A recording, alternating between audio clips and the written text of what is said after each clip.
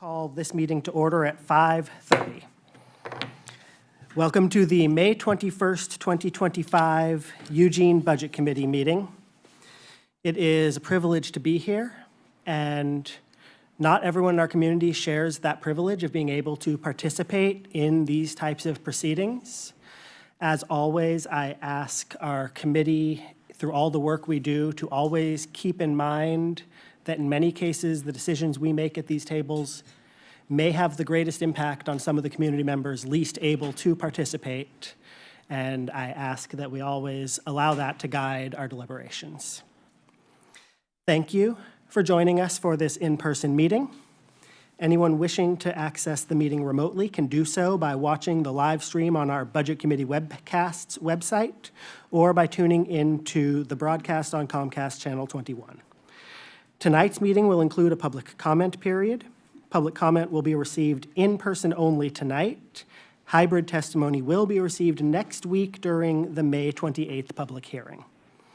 If you wish to speak and have not already done so, please fill out a request to speak form on our Budget Committee webcast's webpage or in person at the entrance to the chambers.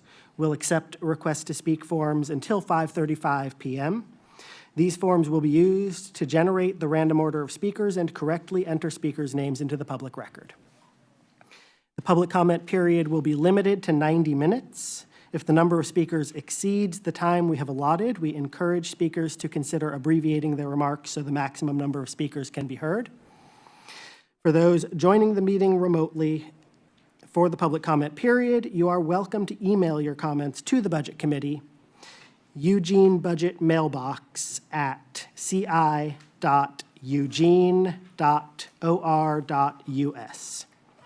As a reminder, meeting rules of conduct apply to all attendees, both in chambers and in the lobby, and include no flags, signs, loud or disruptive language, noise, or conduct that obstructs the business of the Budget Committee.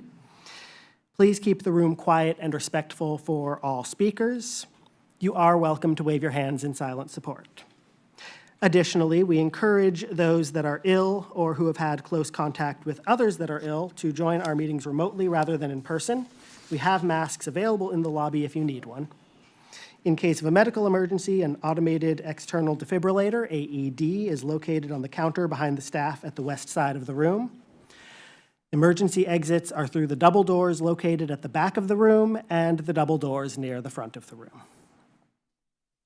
Our first agenda item is approval of the minutes from May 14th. Those minutes were in the packet sent out on Monday, May 19th. Were there any recommended changes or comments? Seeing none, do I have a motion to approve? Motion from Councillor Clark. Do I have a second? Seconded by Councillor Leach.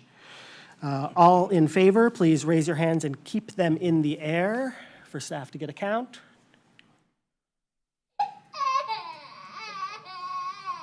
I see 13 in favor. Thank you. Were any at the table opposed? Were there any abstentions? Thank you. Before we begin public comment, I want to give a very brief update from earlier today that will affect the work we can do here in this committee. Council did take action that we'll be hearing more about later, but the council action freed up potential revenue that we are allowed to discuss in our deliberations as the Budget Committee, and that we will be discussing, and we will be able next week to include our recommendation as a committee on how to spend that revenue in our ultimate recommendation that we make to council as our end product. So I want everyone to know that if you saw what happened today in the noon work session, we can talk about that one, since sometimes it's not clear. So I want to make sure everyone knows that's absolutely fair game for us, and we will be hearing more later tonight.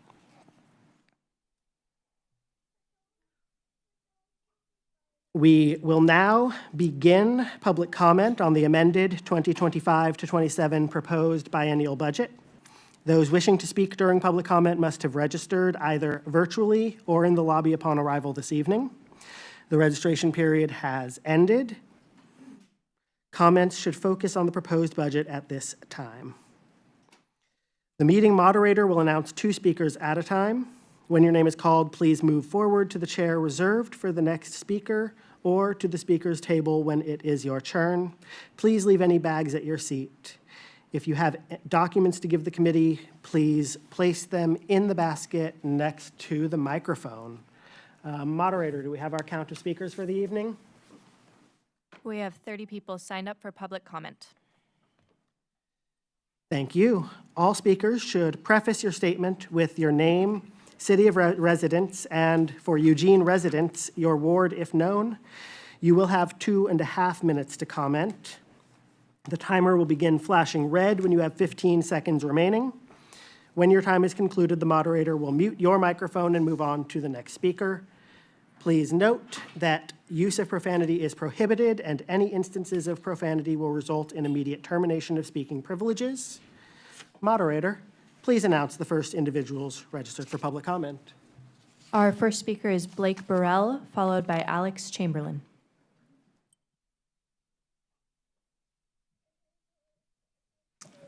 Hi, my name is Blake Burrell. I'm here this evening speaking to you on behalf of the Human Rights Commission. I'm our Human Rights Commission Chair. My goal is to identify key priorities for the Human Rights Commission and the potential implications of prioritized funding and deprioritization of specific services proposed in the budget. One of our key priority areas as a Human Rights Commission is sustained funding for FTE within the Office of Equity and Community Engagement located within Central Services. The proposed budgetary cuts reduce 3 FTE within that division, potentially causing our commission to lose the necessary support from personnel and dedicated M&S budget to actuate on our work plan. So City Council approves our work plan on a biannual basis, and this is a strategic partnership with the Office of Equity and Community Engagement to liaison effectively with our municipal leaders and the public in order to effectively represent and communicate with historically marginalized communities within the city of Eugene. The proposed cuts presented a challenge to our commission when thinking about how we would actuate on the work plan items that have been approved by City Council. So with the prioritized budget allotment, which you so kindly referenced earlier today, I would want to make sure that we are restoring at least 2 FTE within that department and ensuring that the human rights is able to actuate on its outreach goals in work plan item 1.2 by having a dedicated budget to its small grants program, which is currently sitting at $8,000 a year, to offer small grants to community members who may be seeking funds or participation from the Human Rights Commission to engage in activities within our community. Other key priorities identified by the Human Rights Commission would be those services related to our library services, our homeless services transition program, our alternative response, and our police community engagement program.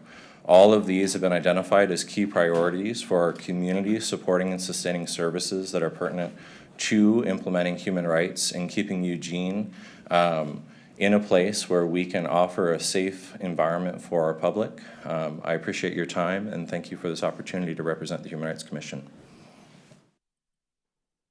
Our next speaker is Alex Chamberlain, followed by Chrissy Morrison.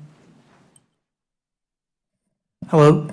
Thank you for having me. I'm Alex Chamberlain. I am from Ward 3, and I'm here to advocate for increased alternative response funding, funding that can be allocated as needed to CAHOOTS or to other effective services.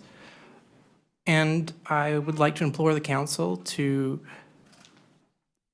fund this to the level that the community supports it, to recognize the community support in their choice of funding, and to assess the entire budget and just make the best use of that money. Our next speaker is Chrissy Morrison, followed by Aaron Taylor. Hello, my name is Chrissy. I'm from Ward 2. I grew up in Eugene, and last year I just returned after a decade away. And my intention in speaking today is to just express my plea that Amazon Pool remains open, as it has been a profound place for me. And I believe people like me will benefit from it for generations to come. Growing up in Eugene, I was a competitive swimmer from the age of 7 years old. I swam all year round with my club teams, and every year I would look forward to the summertime when we switched over to practicing at Amazon Pool. I would count down the days until I could get out of the overheated, overstuffed indoor pools and jump into the expansive 50-meter outdoor pool with fresh air and sunshine. And this is important because it was a secret goal of every summer to get as tan as possible. I loved training in a two-piece swimsuit and even getting raccoon eyes from my goggles. For a club swimmer who does 10 practices a week, morning and afternoon, day after day after day after day, swimming outside at Amazon Pool during the summertime broke up the intensity of that grind and refreshed me for the next season to come. And when I was 15 years old, I became a lifeguard at Amazon. I was introduced to a whole new world of independence, both financial and otherwise, which I had craved my whole life. A lot of places don't hire 15-year-olds, but for a lifetime swimmer, becoming a lifeguard at Amazon Pool was a rite of passage. I was able to work with my friends and learn new skills, like how to jump off a 3-foot guard stand, do a spinal. And for 4 summers, it went like this. I would do a morning practice at Amazon, hop out, put on my lifeguard uniform, and then hop back in the pool for afternoon practice. And those were my high school summers, and my whole life revolved around Amazon Pool, which I loved. And after high school, I came back to Amazon one final year to lifeguard, then only sporadically, until I moved back last year and did lap swim until the pool closed in October. And yesterday, when Amazon opened again, I went to my first master swim practice, which I plan to go to every Tuesday and Thursday this summer. If Amazon Pool closes, it wouldn't be a 15-year-old's first job. It won't be what that age group swimmer looks forward to every year to break up the intensity of the sport, and it won't be a place a 30-year-old comes back to after years away. It's for those reasons I ask you to consider the ways in which we can keep Amazon Pool as open as possible. Thank you. Our next speaker is Aaron Taylor, followed by Jonathan Heritage.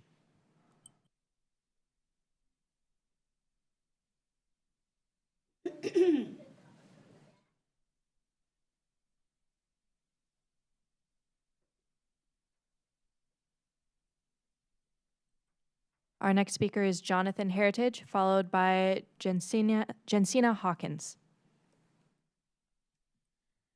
Good evening. I come here as a father, Jonathan Heritage, public defender, Eugene, Oregon, Ward 7. I come here as a father primarily. My kid had the opportunity to attend school at the Sheldon Community Center. Is one of the items that has been added to the amended general fund gap strategies for termination. It's important to me that my son is going to be graduating out of that. I'm not rising because I'm going to benefit from this at all, but because we have benefited in the past.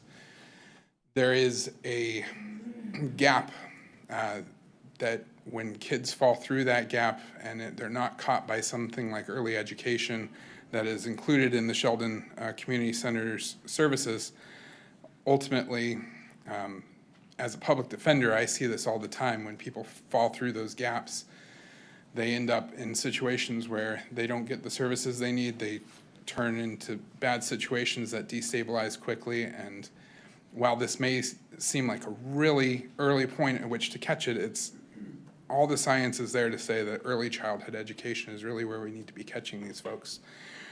Sheldon Community Center provides some of that early childhood education, and they do it in such a good way.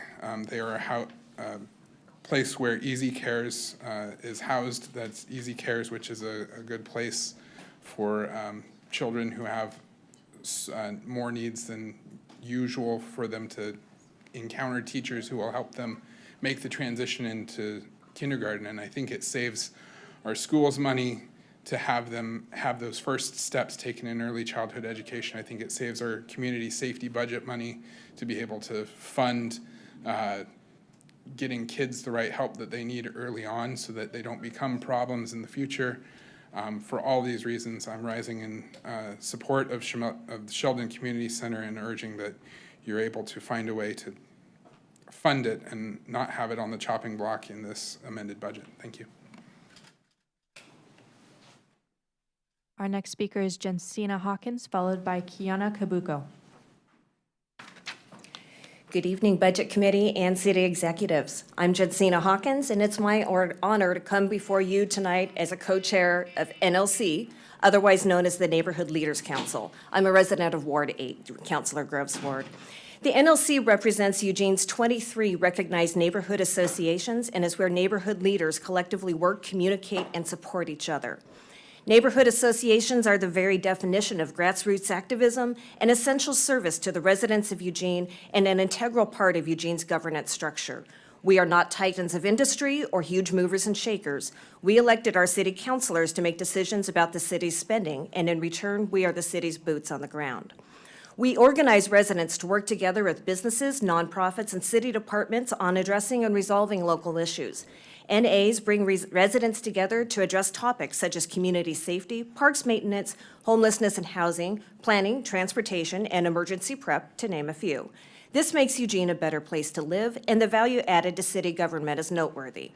Eugene allocates approximately $120,000 per year for expenses related to neighborhood-specific initiatives and public involvement. This goes towards printing and mailing newsletters, matching grants, and basic operational expenses. The city gets a high rate of return on that investment with the 100,000 hours of volunteer work every year by dedicated citizens across every ward and in every neighborhood. Without funding, many of the extraordinary things NAs do would not be possible. In a previous meeting, Councilor Ye asked what would happen if support for the neighborhoods was cut out of the budget. To answer that question, without neighborhood associations, you would not have a citywide healthcare forum. The majority of all emergency preparedness outreach and training in Eugene, you would not have the numerous Friends of Parks groups. Without neighborhood associations, you would not have Moon Mountain Park or Gillum Road improvements. You would not have ABC's We Are Bethel event, River Road's River Celebration, the Aubrey Park Wildflower Festival, or Whitaker's Last Friday Art Walk.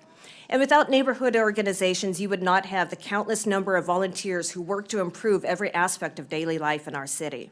We are the Neighborhood Leaders Council. Eugene's neighborhood associations are your secret power for public involvement and have been for 50 years. We are an asset and a value to the city. We are asking you, our elected and appointed officials, to find a way to keep us working. Our next speaker is Kiana Kabuko, followed by Tara McCullers. Hello, my name is Kiana Kabuko. I believe I'm in Eugene Ward 4. I currently serve on the Human Rights Commission, but am providing testimony as a private individual this evening. I'm speaking with the ire and frustration that Ryan Moore called for at the last meeting. The Office of Equity and Community Engagement is an important branch of the City of Eugene that offers a platform for diverse voices, support for multicultural events, and provides training on equity to the City of Eugene staff.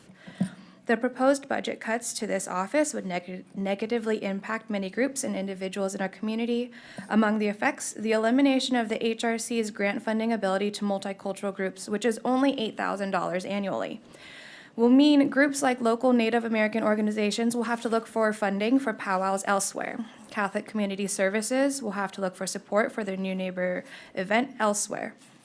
The Homeless Day of Remembrance will have to look for support elsewhere. Transponder will have to look for support elsewhere, and more of these diverse groups and events will have to look for support elsewhere. And to quote the proposed budget adjustments, staff capacity to liaise and support underserved and underrepresented communities will be significantly reduced, which could easily eliminate these voices and perspectives from the decisions being made about these groups.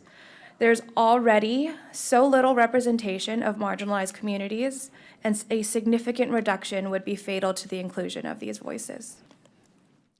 In our community that is primarily white, with leaders that are primarily white, and people making decisions who are primarily white, I'm asking how and why is the city proposing such reductions and eliminations of vital resources and opportunities for communities who don't look like you, who don't have the same opportunities as you, and who sometimes need these platforms and support programs the most.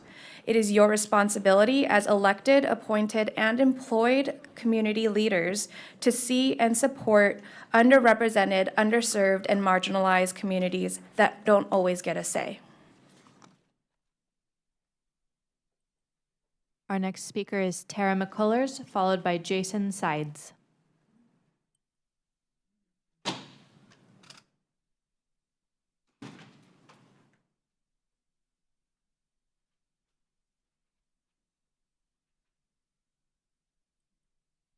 Our next speaker is Jason Sides, followed by Colleen Llewellyn.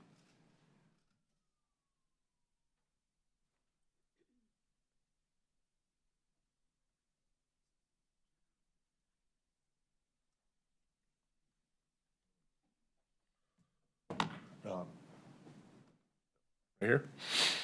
Hello, my name is Jason Sides. I'm a resident of Ward 2. Thank you for the opportunity to speak. I came here largely, one reason I came here is to advocate to keep Amazon Pool open past October 7th. That is because the South Eugene High School water polo team should be able to continue their practice of daily doubles, in which the team practices every day before and after school. In particular, the girls' team has a solid chance to take the state championship this year, second place 2 years in a row, and they have a very strong team this year. They are a gem for our community. Don't take away this opportunity from them. But I'm mostly here to advocate for you to fix your budget process and reevaluate your budget priorities. In particular, I'm here to advocate for cahoots. I believe it was roughly in 2020 that I began to hear and read national news stories heaping praise on cahoots. I was proud that our community had created such an effective and loving and unarmed crisis response service, and that it had become a national model that other communities across our nation were emulating. I also learned that it was an incredibly cost-effective service, and I was heartbroken and frankly ashamed that the city of Eugene so quickly canceled cahoots. What's that? Oh, I'm sorry. Cut the budget. Make it work. I don't know, you want to not label it canceling? Whatever you want to do, you should make it work. It is a gem. You should keep it. You should find a way to get money for it. You should not let this beautiful gem disappear. That's your job. And keep the library open. It's a place of learning, of community, of respite, and of peace. What is a city's function if not to provide such services? This budget crisis has been entirely avoidable. Instead of canceling pools, libraries, and cahoots, stop growing the police budget year by year. You should cancel the MUPT corporate welfare that only benefits rich developers like Daniel Atkins to the tune of $30 or $40 million. Thank you. Our next speaker is Colleen Llewellyn, followed by Jude Wages. Hi, I'm Colleen Llewellyn. I'm Ward 1 here in Eugene. And I just have a heartfelt request that Green Hill not get defunded. It's especially important to me because I had a situation where I had a daughter that lost her husband at 28, had to leave her home, had a cat, 2 cats and a dog, and one of those cats had to go into Green Hill. And it was not the best cat to be adopted because it got poisoned when it was a baby. And it didn't have a lot of its fur left on it. But Green Hill hung in there with it and kept it. And when her older cat died, and we went back to see if the other cat was still there, which was months later, someone had just adopted it. So it's really important for people to understand that these animals need a fair share of our time and our money. Thank you. Our next speaker is Jude Wages, followed by Aaron Grosscup.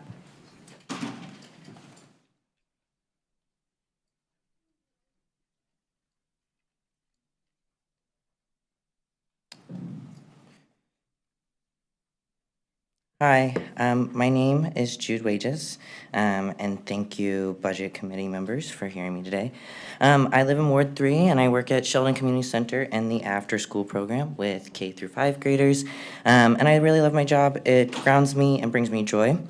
I've been living in Eugene for close to 2 years, and I'm from Orlando, Florida. I went to school at University of Central Florida, and I studied environmental studies, math, GIS systems, and I also am a wildland type 2 firefighter and newly an EMT. And the reason I came to Eugene was to work with youth and bring the new generation of environmental stewards to the community. So the proposed budget cuts from the general fund to the library, recreation, and cultural human services over budget reduction focused on Eugene Police Department is contradictory to the special interest and concerns listed on the council page under the City of Eugene's website for Mr. Zelensky. Some of your special interests and concerns listed are sustainability and environmental protection, neighborhood protection, livability and safety, human services, and citizen involvement. Cuts to the programs like closing Sheldon Community Center, whose main focus is preschooling and elementary programming, or reducing hours and programs to the downtown library, or cutting unhoused services is negatively impactful to the city, the community, and the city of Eugene. You are exemplifying the idea of death to third spaces through these proposed budget cuts. Library, recreation, and cultural and human services 2023 expenditure was $45.09 million compared to EPD's 2023 expenditure cost at $82.13 million. Cuts focused on cultural recreation, human and services, and budget cuts over police budget is disenfranchising community members. The reduction of cultural and human services adds harms to the lives of housed and unhoused members of the community. Libraries and community centers are spaces for folks to gather, recreate in a space with central cooling and access to water. Cutting programs for families and reducing resources to those unhoused does not add to the livability and safety of Eugene. The proposed budget is harmful to the community and to the CEO budget, and the CEO Budget Committee is misusing power and funds by not reducing the police budget beyond administrative cost. These proposed budget cuts to human services over cutting police budget. Thank you. Your time has concluded. Our next speaker is Aaron Grosscup, followed by Alana Folsom.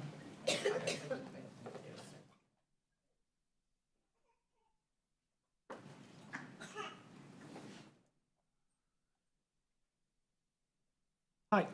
Oh, good call.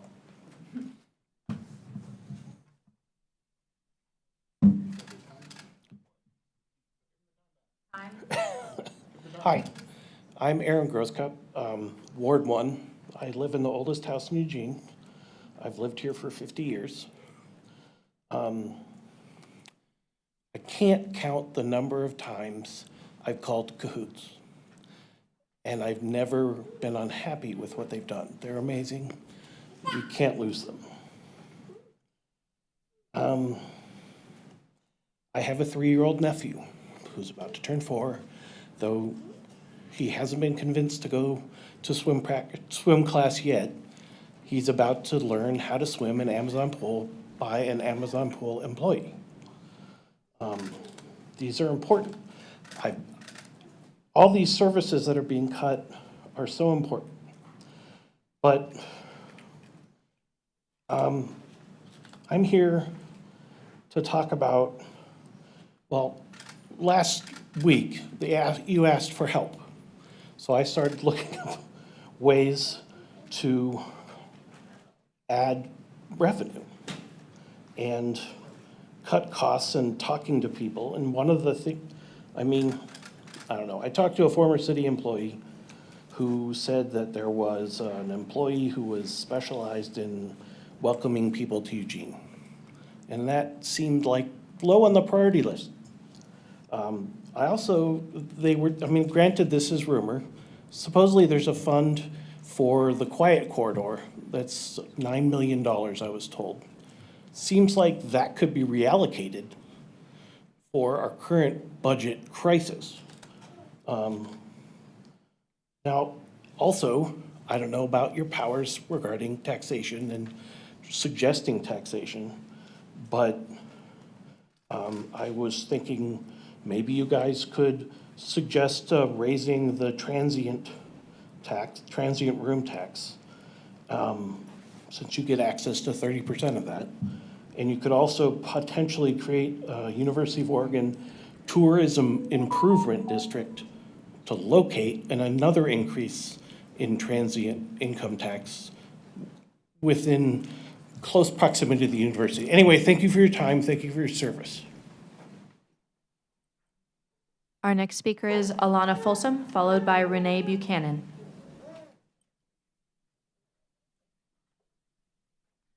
Hi, my name's Alana Folsom. I'm in Ward 2. I wish I had thought a little bit more about what articulately I wanted to say, but I'm just here to say that I really want you to put our money where our hearts are. Every single thing that is being cut from this budget hurts the people who are least represented and have the smallest voice, the unhoused community, children, animals. And it really makes me wonder what priorities the Budget Committee has, and if you can enact changes in order to protect people like my daughter, like my son, like the unhoused community that I work for with Nightingale. It breaks my heart to see a city that I love and that I'm really, really happy to call home make these choices that hurt us. It will hurt us that the library is closed. It will hurt us that the pool is closed. That's where my son learned to swim. That's where she's gonna learn how to swim this summer. And these are the things that really sold us when we moved to Eugene, you know? Tell us, Sonata. The things that make me proud to be a Eugene citizen are the way that we treat our unhoused community, the way we treat our children, the way that we cultivate and maintain third spaces so that we can build better community, so that we can all be together and appreciate each other and learn from each other. And what I've read from the budget is that those things are all being cut first. And I don't know, where you find this money, but I know that you're all smart and creative people. And I know that you have more time than I do right now. And I would like for you to use it to figure out how to protect people like me, people like the people who are coming up to speak right now, because we deserve better. And I really just want to continue to be proud of living in this city. Thank you. Our next speaker is Renee Buchanan, followed by Janet Ayers. I'm Renee Buchanan. I live in Ward 5. I'm on the Eugene Public Library Foundation Board. I come as an individual and not representing the board.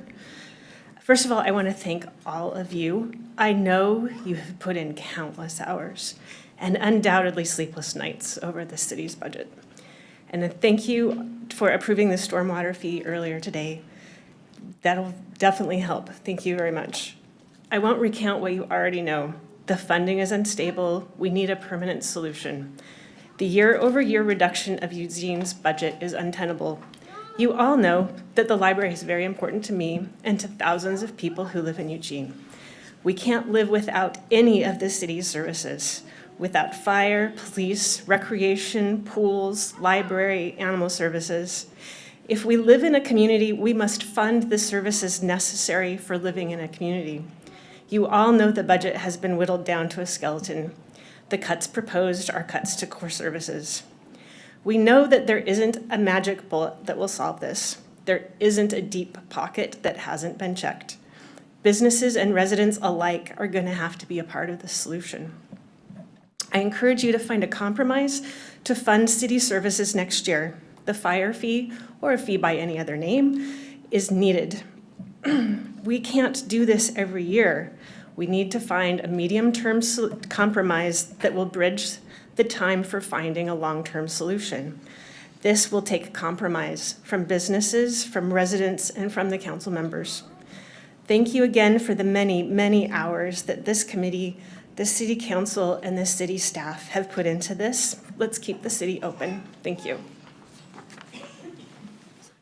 Our next speaker is Janet Ayers, followed by Jacob True. Good evening. Thank you for providing the opportunity for public comment. I think it's a necessary piece for the council members, the mayor, and the manager to consider strongly. I'm directing this to, as a member of, or citizen of Ward 7, to Councilor Leach. I'm asking that whether or not a full audit has been performed at the city level.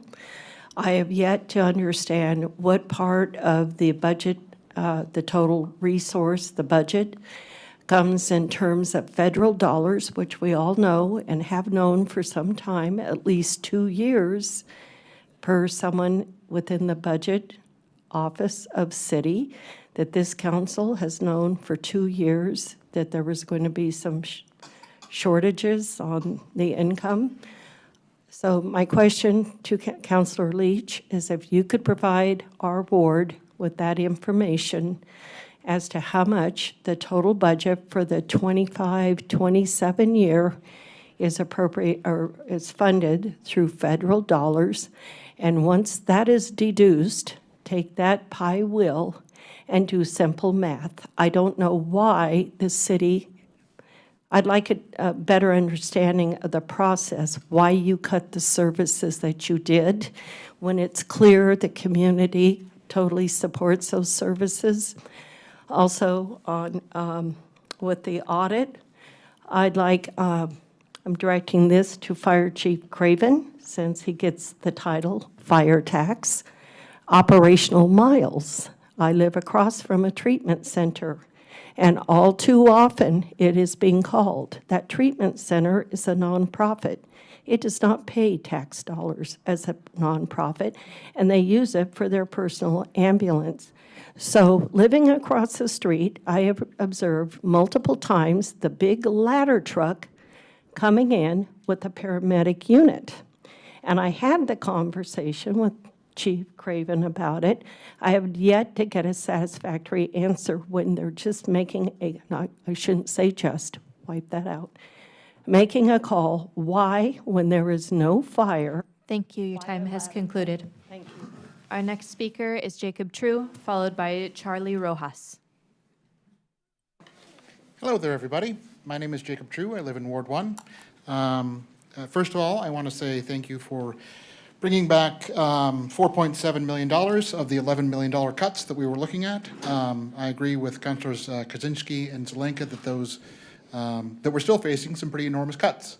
The 4.7 is a good start, but still to be able to get fully back to even some of the basic services that we'd like to have, like Cahoots, that isn't fully there. I submitted last time the analysis of what we need to be able to get a fully funded Cahoots back, how much we'd like to allocate for that. I took a look at that under the potential funded services. It did include back 250 or double it for 2 years, about $500,000 for the alternative response position. That's good, but we still need to be able to pay for the contract with Cahoots 2.0 or any other non-police alternative response. This also ties in a little bit to the reliance on nonprofits. This came up a little bit with Green Hill as well. Eugene has been able to use partnerships with nonprofits, but they've leaned a lot on the fact that if you keep the level of funding low and you're just trying to hope for support from outside sources, when those outside sources dry up, we're left in a situation where we don't have key services like Green Hill or Cahoots. I suggest that taking the approach that paying for the services that we want to fully and then having the outside support be used to enrich those services might be the better way to go for it. So we're not in the situation where we're facing an adverse budget situation and then we have Whitebird drop Cahoots on us. Let's see. In terms of public safety, the best dollars that we can spend are for Cahoots. In terms of efficacy and obviously the care level that the community has for Cahoots is shown by all the testimony that we've been receiving. And I encourage folks that would rather have an alternative solution to Cahoots. My point is the efficacy and efficiency of Cahoots is unparalleled, and I recommend fully funding Cahoots. Thank you very much. Our next speaker is Charlie Rojas, followed by Robert Fissette. Charlie Rojas, Ward 7. On April 10th, Whole Community News issued a report, an article, indicating that Councilor Greg Evans asked City Manager Sarah Maderi for a work session or retreat to discuss city budget problems. Sarah Maderi said no, it was going to be too much to ask staff to have a workshop on budget sustainability. According to Sarah, there's no there there. This is an inconceivably inappropriate and irresponsible response, but it did motivate several other questions. Did the city manager fail to inform the council of the growing budget deficit? Oregon COVID lockdowns occurred in March of 2020. It reopened, the city and the state reopened about a year and a half later. Why wasn't the council ordering constant updates of falling revenue shortfalls and increased expenses? Are you trying to imply that your staff failed to adequately inform you of the city's growing financial crisis? That can't be true. You were informed in 2023 the city was in financial distress. Now, I'm going to ask you, did that occur? And was that the term that was used by the staff? I, in fact, believe that you were apprised of the dire situation as far back as 2020. None of you needed staff, nor the city manager, nor anybody else to realize how bad things had become, because you had us telling you. So why did you create or continue to give away massive property tax breaks or purchase land, for instance, this building that cost about $12 million, when you knew the city was going to have major difficulty funding basic services? As Greg Evans pointed out, the most important thing you have to do is fund public safety and make sure the toilets flush and the lights go on. So you failed to do, by your actions, you failed to admit, you're failing to admit that the major cause for this financial and economic crisis was your decisions. Yet as one of your colleagues, I believe on the city council, is on record saying the solution is to increase property taxes, despite the fact your policies continue to be giving away tax breaks for decade-long tax breaks, or Eugene's purchase of real estate, despite an already diminished public treasury. Of course, you shouldn't be receiving any more increases in taxes until the dysfunction of this city is remedied. Our next speaker is Robert Fissette, followed by Stefan Streck. Hello, everybody. Robert Fissette, Ward 2, an organizer with the Party for Socialism and Liberation, Eugene. This weekend, we held a People's Budget event over at the library, and we heard a lot from people, a lot of the same things that people are saying here tonight: cahoots, library, and one of the things I wanted to call out is it sounds like there's something that happened earlier today. It was a little bit of a secret, like we can talk about it or we can't talk about it.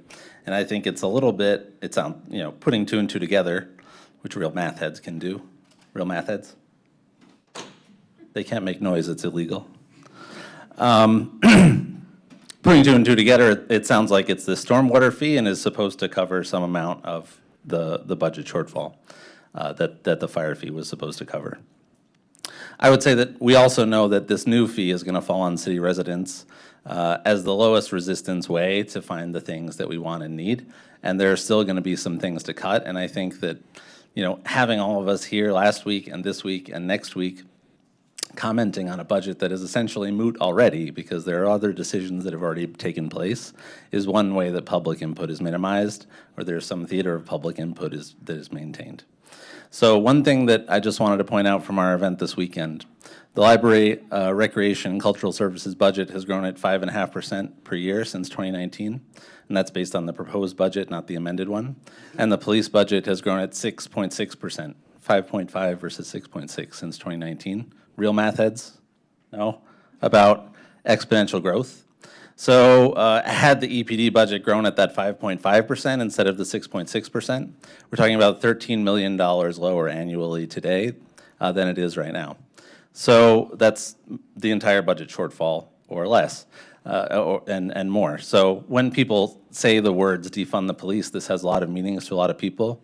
One thing it means is that the police department defunds us. People are, by virtue of creating this shortfall in this way.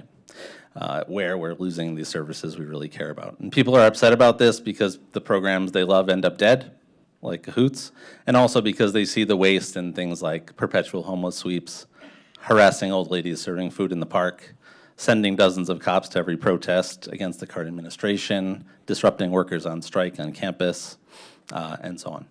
Thank you. Our next speaker is Stefan Streck, followed by Elizabeth Mitchell.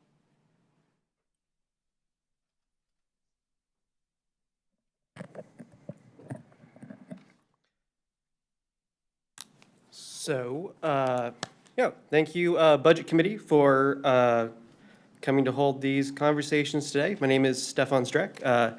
You all know me from the ballot as Ace Dog, so feel free to bark at me with any questions. I'll bark back. Thank you. It's really shocking how the city can't manage $1 billion, and if you gave someone $1 billion and they came back to you saying, hey man, I just need 20 bucks to make rent, how would you feel about that individual? Because that's kind of how the city council and city management is really sitting. Interestingly enough, I tuned into a great movie last night, which really hits home some aspects of the situation. It's called Jack Reacher. It's a fantastic Miramax film from 2005, and the villains are basically development companies who are sucking various communities dry. The quote is, bridges to nowhere and highways that nobody asked for. Now, I can tell what you're all thinking. Stefan Streck, that's not a fair comparison. You're so much better looking than Tom Cruise and also better dressed. And I appreciate your thoughts. I'm truly humbled by your praise. But there are some similarities that really stand out, such as the wasteful Franklin project. That's like $20 million. Nobody likes this. Worthless roundabouts that nobody intelligent wants. Exactly the same, there's the repaving on 24th Avenue from Alder Street to Agate. It's like 15 blocks that are totally fine. There's not a single pothole, not one. Furthermore, West 11th from Willamette Street up to Chambers is getting new curbs on every block. That's got to be millions of dollars. And it's putting pedestrians closer to traffic, going to create more accidents. So you might think like, oh, some of that is grants. We have to spend that millions. That's the same as someone saying they have to buy a watch for $500 because they're saving $1,000. Or it's the same with a purse. And it's bad math. So going forward, please, audit the budget, and audit the budget again, because this is fixable. So thank you very much, and support community services. The money's there. Thank you. Our next speaker is Elizabeth Mitchell, followed by Bonnie Souza. Hello, my name is Liz. I'm a Eugene resident in Ward 4. I'm a former Cahoots crisis worker. All the services you've heard about today are very important, and I implore you to find a way to fund these imperative services, as you all know that a healthy community is a community with a solid safety net. I want to focus on why Cahoots is such an incredibly important piece of our community's safety net. The hardest part about being laid off was not the loss of a job. The hardest part has been grappling with what the loss of Cahoots means for the community members who have relied on us for 36 years. It's so hard to put that loss into numbers, as Cahoots provides such a wide breadth of services and is so much to so many people. But I feel the loss deeply when I think about all the people who used us as parts of their safety plans, all the people who knew they could call us when their family member was having a mental health episode, the many isolated elderly humans we checked on, the many people who relied on us as their only source of wound care, and so much more. It's impossible to list everything we do because our greatest strengths have always been our versatility, flexibility, and creativity, which means we jump into any situation we are called on to provide whatever support we can in that moment. It's true that there are other services that do some pieces of what Cahoots does. I can understand how it may seem like Cahoots is an unnecessary addition, given the crossover with Lane County MCS, the fire department, and the police department. Crossover does not mean all the things we did are covered by existing services. Furthermore, that crossover is one of the things that makes Cahoots such an important part of our community, as we interact with all of those systems and are therefore able to see glaring gaps and advocate for the many, many vulnerable humans who fall through the cracks of those systems. My former coworker wrote a letter that beautifully summarizes this piece, which we have here. I want to specifically address the idea that Lane County MCS is handling all the calls that Cahoots used to. This is not the case, as MCS is unable to handle several types of calls that Cahoots previously did. MCS has shared that they're responding in person to an average of 8 calls per day throughout the entire county. The Cahoots average is 45 per day in just Eugene and Springfield. MCS is not a substitute for Cahoots. It's a different service that can certainly be helpful for some people, but cannot replace all the work Cahoots does for this community. The impact of losing Cahoots has been felt in a multitude of ways across our community. Thank you. Your time has concluded. Our next speaker is Bonnie Souza, followed by Phoebe Thompson. Good evening. My name is Bonnie Souza, and I live in Ward 2. Thank you all for your hard work. My interest tonight is in helping make Eugene a safe and welcoming place for everyone who lives here. I'm here to implore you to maintain the city's multicultural liaison position that has been among staff proposed to be cut in the Office of Equity and Community Engagement. It's a full-time position to act as a liaison between Eugene's marginalized communities and Eugene's city leaders and government. I served 2 terms on the Eugene Human Rights Commission from 2015 to 2021, and together with the HRC's 9-member We See You work group, worked diligently for years to engage Mayor Vinnis, city councilors, budget committee members, and Eugene city manager to create this essential position. Most everyone involved recognized the time was ripe for such a position on city staff. The time now is not just ripe, but critical. The 3-year process to create this position included holding focus groups in 10 different marginalized communities, the 2017 Marginalized Voices Report on the results and recommendations from these groups, the formation of We See You, which stood for Whole Eugene Community United, the HRC work group, which I chaired for its first 4 years, comprised of members from 9 different marginalized communities. We See You prioritizing the multicultural liaison position is number 1 out of 14 recommendations, multiple meetings with city leaders, a city council work session in September 2018, and the support of city manager John Reese.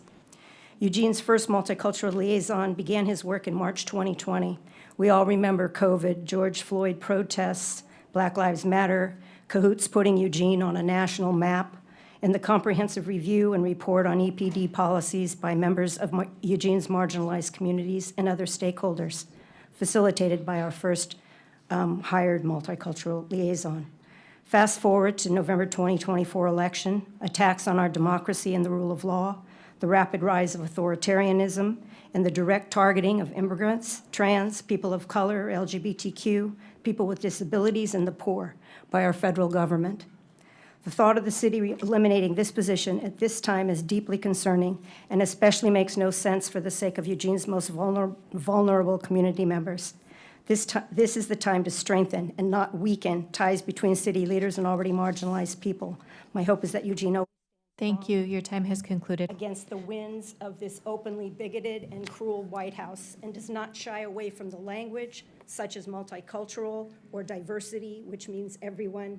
Our next speaker is Phoebe Thompson, followed by Josie Fisher. And inclusion, a seat at the table. Thank you.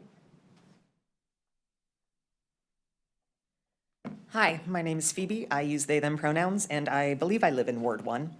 I have been a crisis worker with Hoots for a little over a year now, and for those who are unfamiliar, Hoots is a program that was started in 2018 by Cahoots workers who recognized a high frequency of high acuity calls that they were responding to at our local high schools. Cahoots was an essential part of our safety planning. They were a resource our youth trusted when they were feeling unsafe during all hours of the day. Originally, we were told Eugene would have Cahoots 1 day a week for 6 hours. For those youth who utilized the resource, they were scared, they were concerned, and they were angry. Then, with less than 24 hours before this change, we were told Cahoots was no longer in service in Eugene, and we were at a loss for what to do. Sure, there are some other services, but obviously, as they have been told, there are people who fall between the cracks, and that includes our youth. I don't know about y'all, but I have felt and seen the effects of Cahoots' loss in our community. And as a nationally renowned program, it is shocking that this city, where this revolutionary service started, wasn't able to find a way to maintain this essential service. I urge the city of Eugene to find some way of bringing back Cahoots to our streets. Our community, our youth deserve better. They deserve Cahoots. The police don't need this much money. Thank you. Our next speaker is Josie Fisher, followed by Jennifer Hilliard. Hello, my name is Josie Fisher, and I am in Ward 5. I am here to implore you to keep Sheldon Community Center open, as well as Cahoots. A few years ago, there was a ballot that passed the Eugene city tax. That money was supposed to go to the police department and to Cahoots, Where did that money go?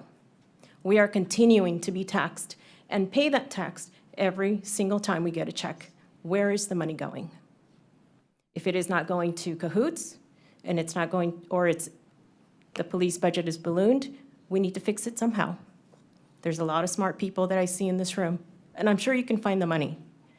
Sheldon Community is where my son goes. That community center has been a wonderful addition to our family and to many families in the community. And as we know, early education, childhood education is so vital for our kids to continue a higher education and to fall in love with creativity and reading and continuing to grow their knowledge. So I am imploring you that these two, along with the many other programs that are on the chopping block, that you find a way to keep these programs open. This is what we voted for. We continue to pay these taxes. Every single check, every single year, I am a homeowner, I pay the property taxes, high property taxes. My expectation is that a group of smart people like yourselves can find a way. Find where we are wasteful and eliminate it. Thank you for your time. Our next speaker is Jennifer Hilliard, followed by Leo Folsom.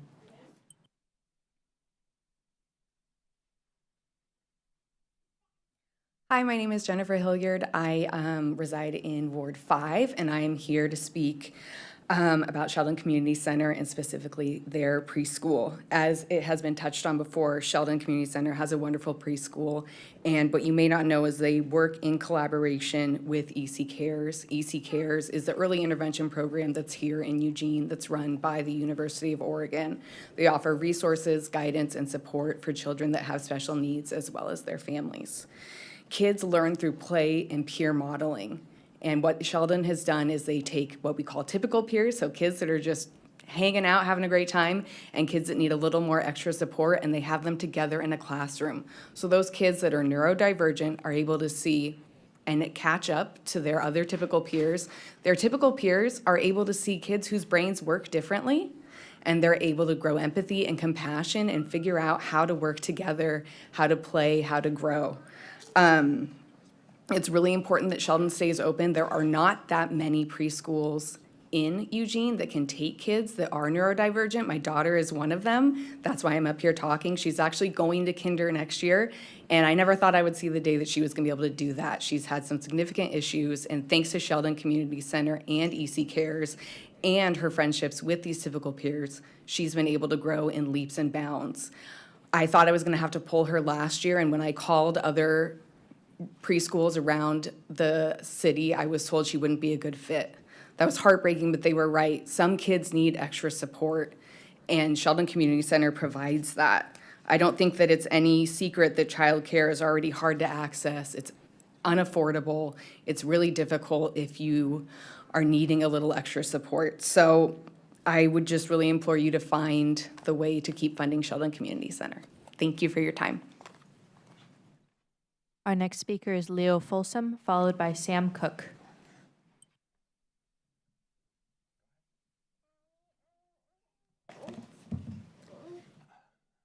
My name is Leo Folsom. This is Kit. He turned 3 in March. If you are finding there to be more noise and disruption during this meeting than usual, it is because there has been a threat to close Amazon Pool. Do you want to say something about Amazon Pool? Oh. Okay.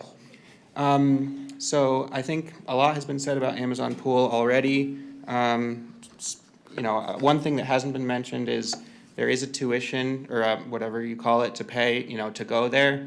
I'm curious if it's been considered just to raise that or make it progressive. So if you have more money, you can pay more to keep it open. As a member of the public, to hear that it was, being threatened to be closed, my first reaction was, do we need more money? Why don't we ask people? That's a great question, Kit.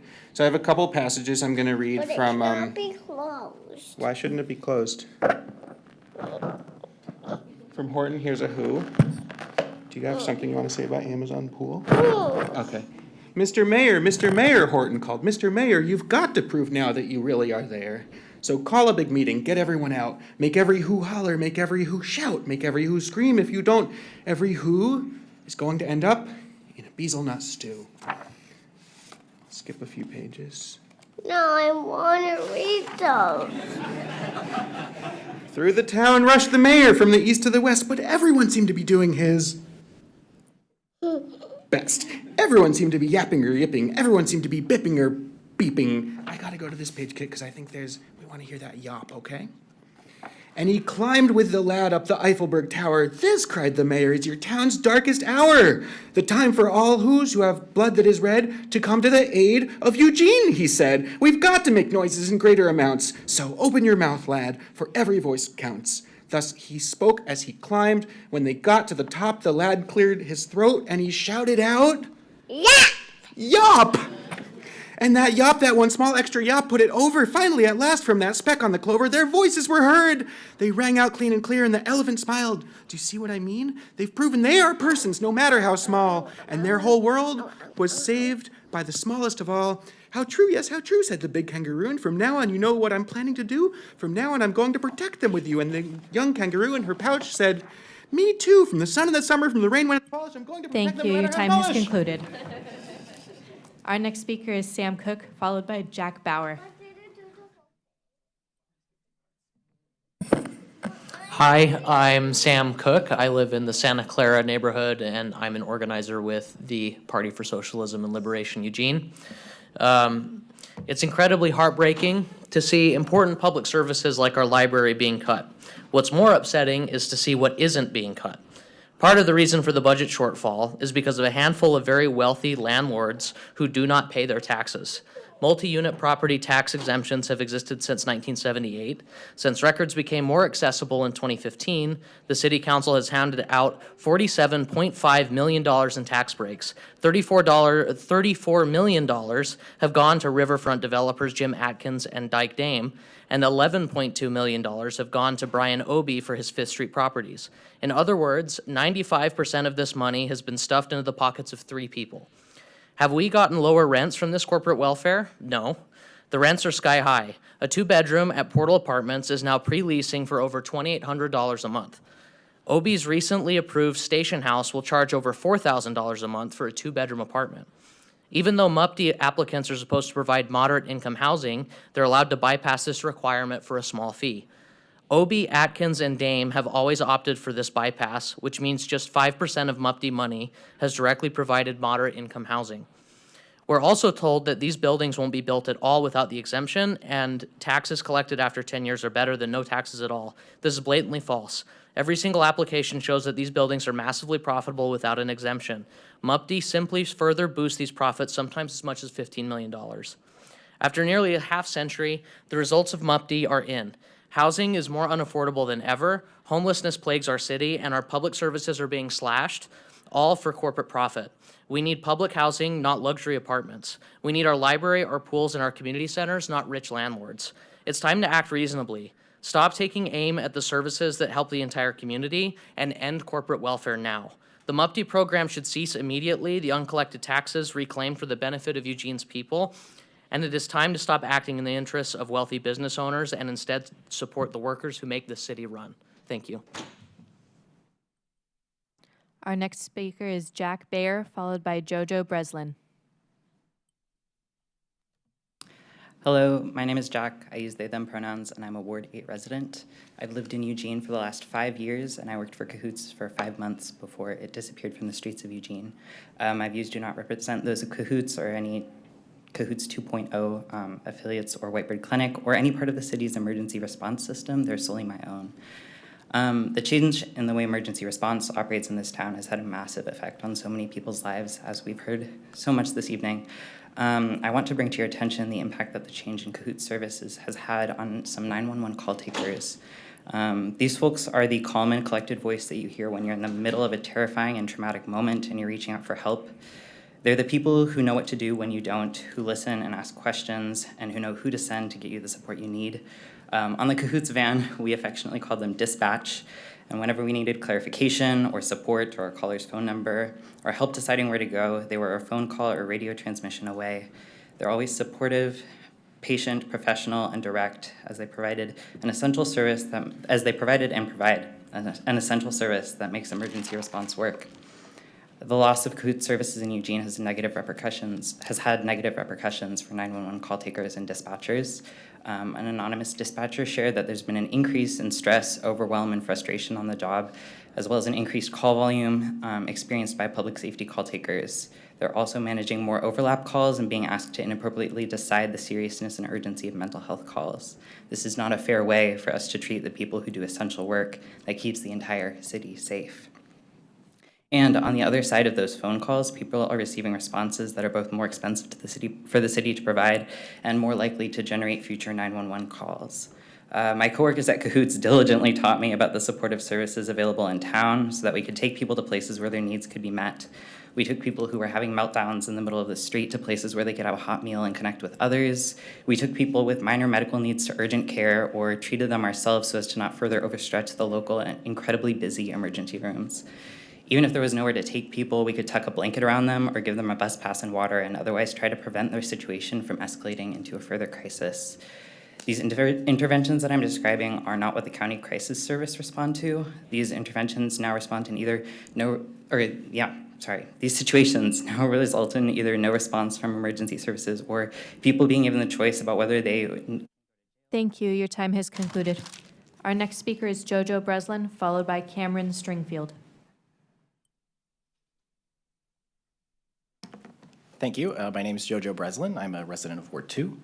I want to just start off by saying I'm just floored by everyone's testimony today. I'm so glad to hear all the voices to come out to the services. I appreciate how Ty starts these meetings by talking about there are many who cannot come here and give their voice, and I hope I can at least do a little bit of that. I don't have the lived experiences or the expert testimony of some of the folks who've come here. In part, I do also want to give some praise to council today for passing the expanded stormwater fee and having that shore up some of the budget shortfall. I, at the same time, highly encourage you all to keep considering ways to reorganize the budget and prioritize these services that are most beneficial and crucial to the investment of our future in Eugene, and be it from also part of or taking from our expanding police budget. I'm glad that council also did not simply capitulate to what the chamber wanted by pushing for a longer extension on those fees. But again, things we should not be comfortable where things are at now. Also, in work session earlier, I was very happy to hear that it sounds like the public comments that we get at these testimonies have meant a lot, and they provide credence to what our community members are feeling. And so the last part I just want to give some of my time to is that I agree they're incredibly important. You guys should consider giving us some more time to speak, like 3 minutes. Thank you. Our final speaker is Cameron Stringfield. Final speaker again. Cameron Stringfield, Ward 7. I'm with the Party for Socialism and Liberation. Never forget the city threatened to gut our community needs. The working people of Eugene are absolutely agitated with this city's reckless cuts to the services we all use. In the public comments I heard last week and today, and in all my conversations with everyday Eugenians, I've yet to hear anyone praise these cuts. In these budget committee discussions, we need to remember how the city has spent our taxpayer money in years past and how they have served the business class over workers. Last meeting, I brought up how multi-unit property tax exemptions basically gave out $47.5 million in handouts to huge real estate companies. However, I also brought up EPD. Between 2018 and 2023, police spending increased by 43%, nearly $25 million, as spending on library, cultural, and recreational services only increased by 26%. Had police spending increased at the same rate as spending on these other services, it would have increased by only about $15 million, resulting in a savings of $10 million, which, like the MUPTI handouts, would have covered this whole shortfall. In short, the CSI payroll tax that came from the very income of Eugene workers went to primarily fund EPD, who ultimately serves to protect private property, not to protect the people of Eugene. We're presented with Bearcats instead of books, drones instead of dog shelters, guardian towers instead of good housing, and harm instead of help. Plus, EPD will continue their war on mutual aid, local demonstrations, and labor struggles so that we can't even help ourselves. Well, police don't make this city run, and neither do multimillionaire landlords. Workers do. Workers drive your buses, cook your food, and fix your roads. If the workers stop, this whole city stops. Think about that when you're about to take a chainsaw to our public services. If you actually value your people and want to maintain services, then be brave and cut some of EPD's budget. Do we need all these drones and guardian towers? End the MUPTI scheme and empower the workers of Eugene by centering our needs. Eugene made national headlines with service like Cahoots. Will Eugene make national headlines again by turning on its own people? Will people want to move here? Will people want to stay here? It's an existential question for Eugene, so be wise and be brave. The workers in the city do more for you than Chief Skinner, Dyke Dame, and Phil Knight. Thank you. Your time has concluded.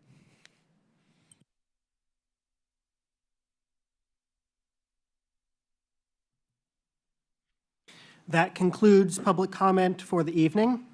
There will be another opportunity for the public to address the Budget Committee at the public hearing on May 28th.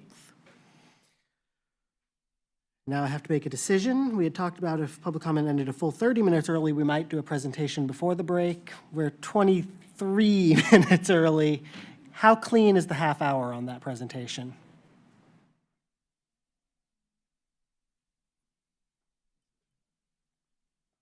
Want to do it? Yeah, we can do it. All right. In that case, we'll go ahead and have our staff presentation and then take our break. This is our only staff presentation of the evening. It is about the Urban Renewal Agency overview. So following the presentation, we'll go straight to our break, and then we'll come back with questions as needed.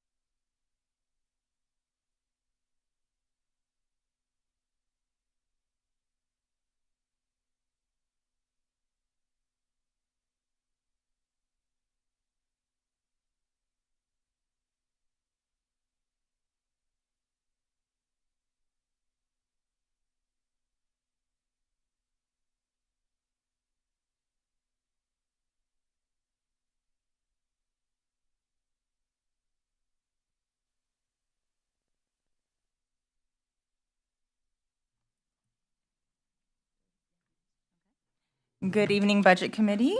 My name is Amanda D'Souza, and I'm the Development Programs Manager in the Community Development Division.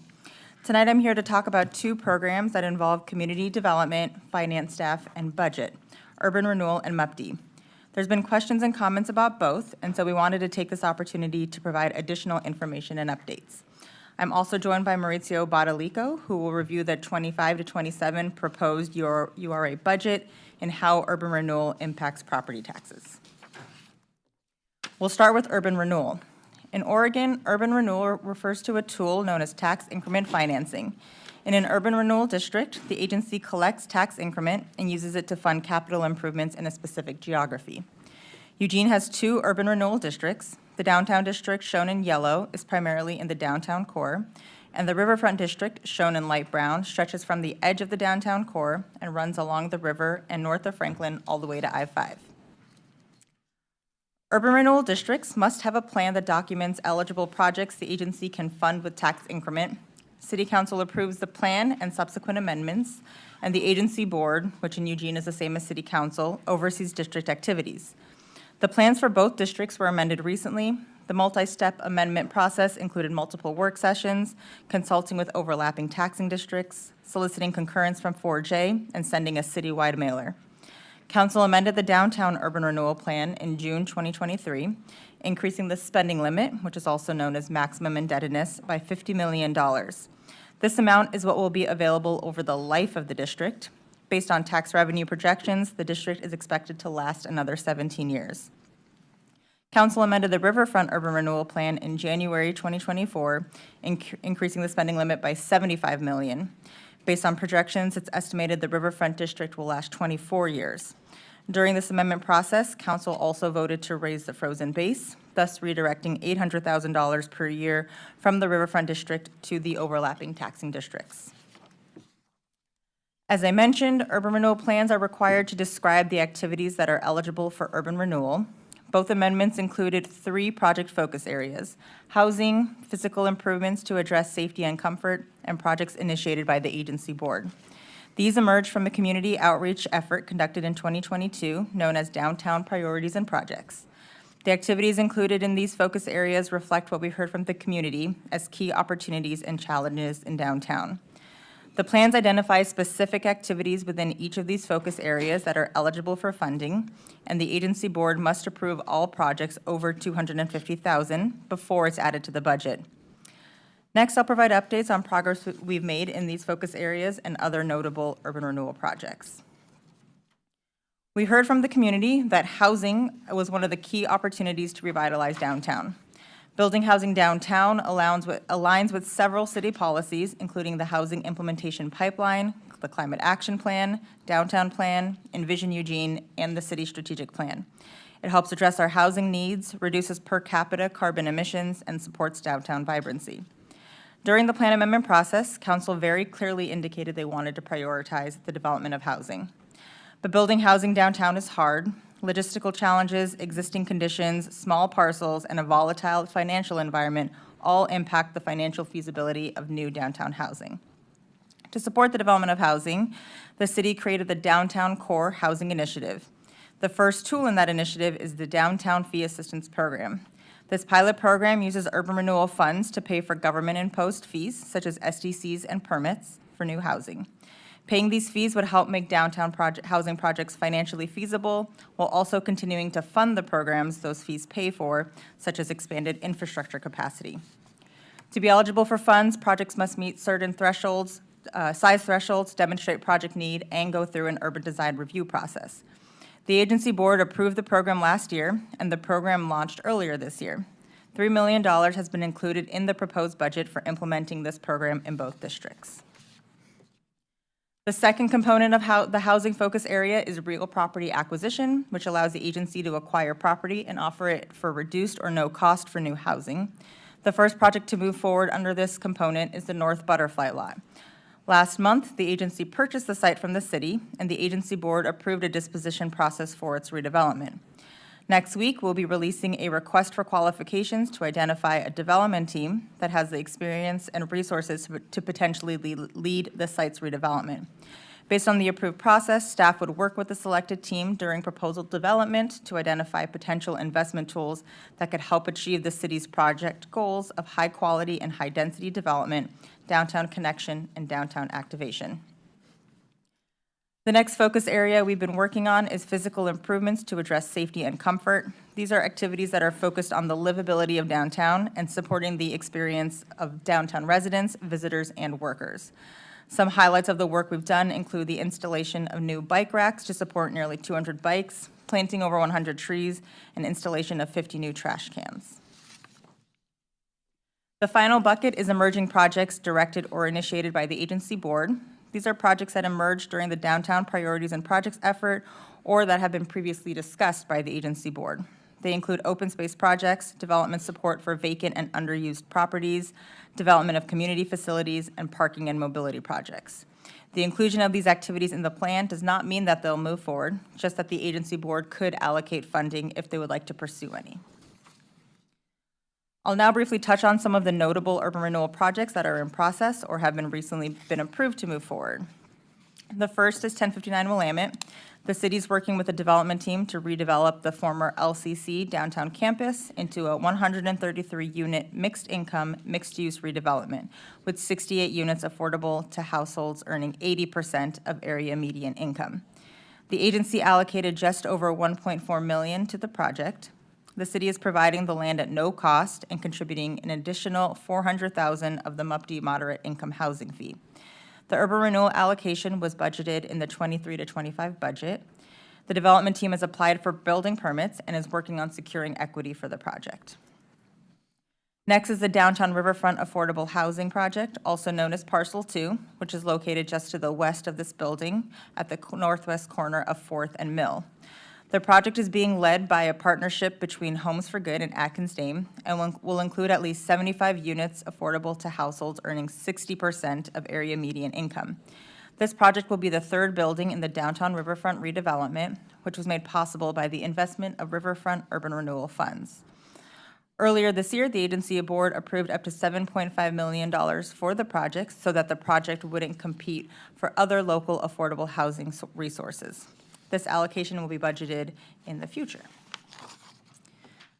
Next is the East Broadway pedestrian and accessibility improvements. East Broadway is a major connector between downtown and the university. This area has seen a significant influx of growth and new residents, but the pedestrian environment has been long neglected. The project, which is primarily funded using a variety of public works dollars, includes widening and improving the sidewalk and removing a travel lane to add a planting strip for new trees. Earlier this year, the agency board approved $800,000 to support this project, which is included in the proposed 25 to 27 budget. The next project is the rerouting of eWeb's transmission lines that extend from the substation and tower in the downtown riverfront over the river into Alton Baker.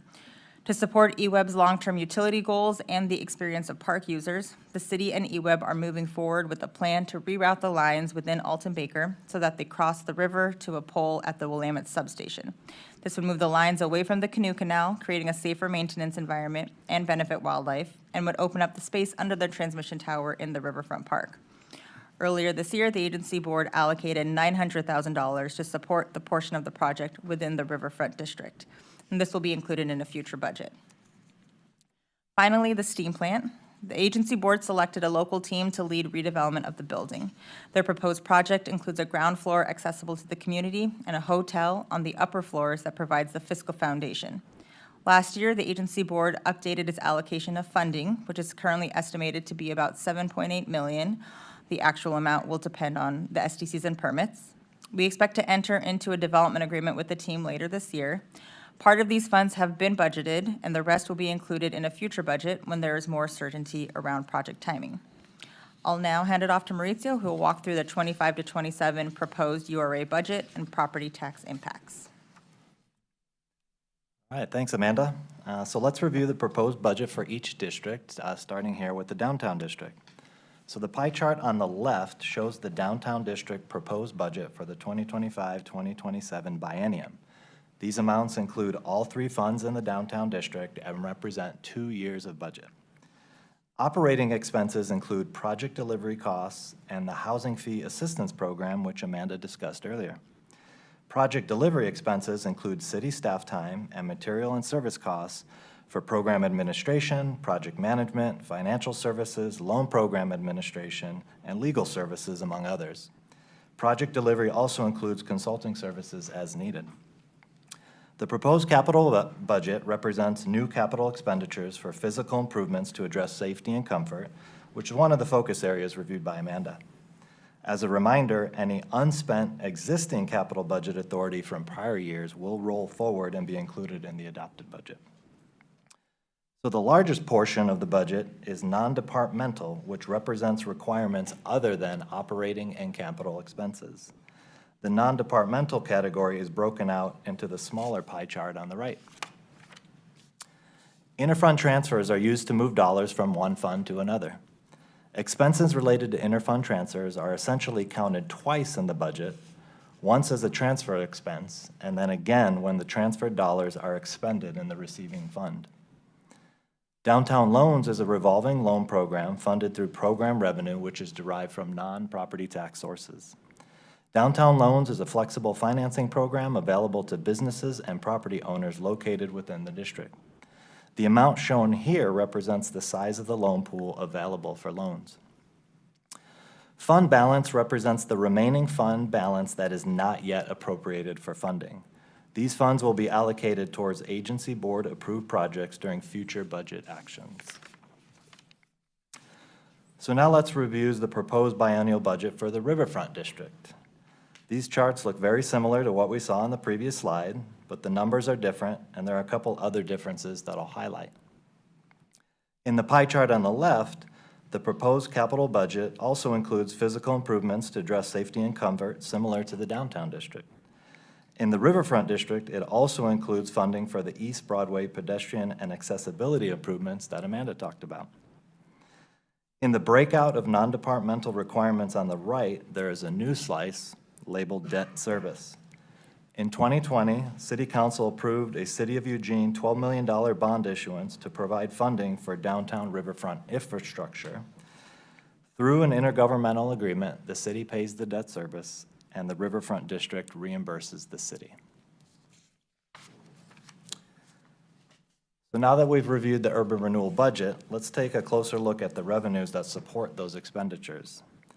The primary revenue source for urban renewal districts is tax increment revenue.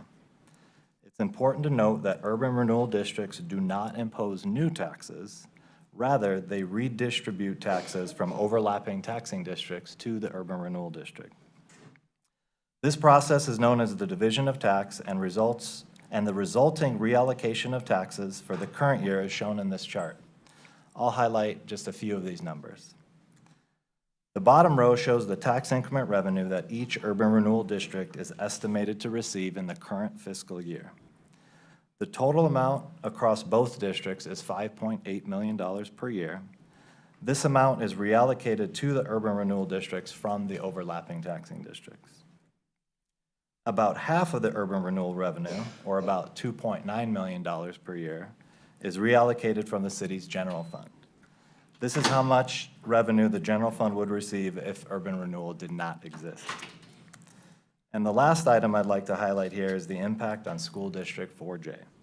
While it's true that 4J's permanent rate taxes are reduced by $2 million per year because of urban renewal, 4J's budget does not actually realize this impact due to the state school funding formula, which funds K-12 schools on a per-student basis. The state funding formula essentially neutralizes 4J's impact from urban renewal because the state will make up the difference if funding is not available from local permanent rate property taxes. In fact, the existence of urban renewal actually benefits 4J's local option levy revenue due to the complexities of compression, which we'll touch on the next slide. So last week, Twyla showed this chart in her presentation and discussed how total general government tax rate is approaching the 1990 Measure 5 limit of $10 per $1,000 of real market value. Today, I'd like to take a closer look at the urban renewal tax rates and discuss how they impact compression. So this chart on the right is similar to what we just saw on the previous slide, but this one shows tax rates instead of tax revenue. The bottom row shows the tax rate for each urban renewal district in the current fiscal year. The total tax rate across both districts is 33 cents per $1,000 of taxable assessed value. This is not an additional tax. Rather, again, it's a redistribution of tax rates from the overlapping taxing districts. About 19 cents is reallocated from other taxing districts within the general government category. So if urban renewal did not exist, this amount would remain within the same category. The other 15 cents is reallocated from the education taxing districts. This redirection from education to general government reduces compression in the education category and allows 4J to collect more of their local option levy revenue. This is a direct benefit to 4J because local option levy revenue is outside of the school state funding formula. So 4J actually benefits financially under the existence of urban renewal. If urban renewal did not exist, the 15 cents would return back to the education category and increase compression for schools. So that concludes the urban renewal portion of the presentation, and now I'll turn it back to Amanda to talk about MUPTI. Thanks, Maurizio. So as you mentioned, I'll highlight some elements of the MUPTE program, also known as Multi-Unit Property Tax Exemption. So as we've mentioned, the development of new housing downtown meets a number of city goals. In Eugene, the MUPTE program exists to help move the needle on these downtown projects by offering a 10-year property tax exemption on new construction, which lowers the operating costs in the early years of the housing development. Projects still continue to pay the existing property taxes. The program was significantly revised in 2015, with council making student housing ineligible, revising the boundary to the one shown here, and updating the public benefit criteria. This map shows recent MUPTE projects. The orange circles are projects that are completed and have active tax exemptions.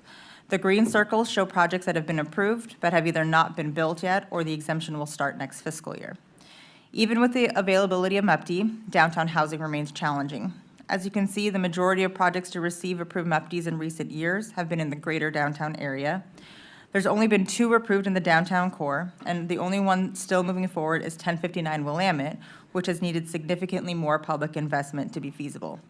We've also had 2 projects apply for MUPTEs and then need to go back to the drawing board to submit new applications because of financial challenges.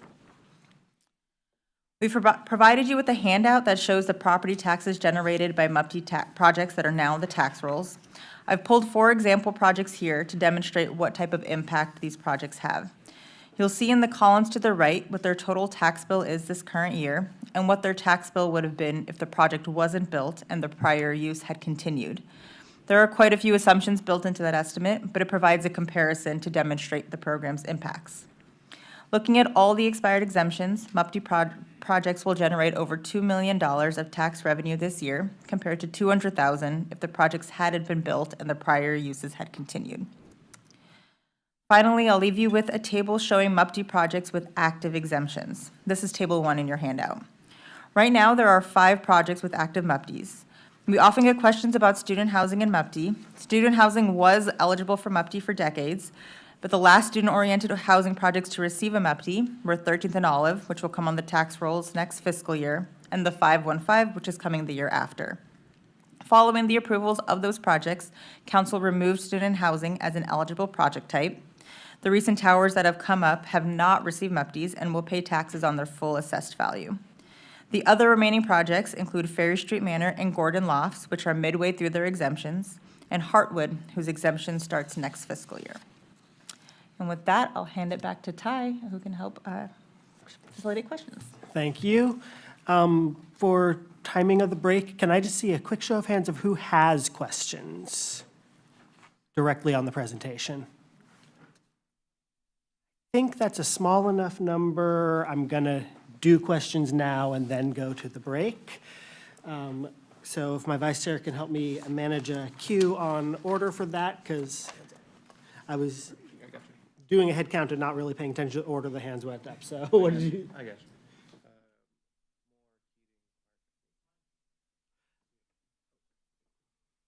All right, let's go to Ryan Moore first.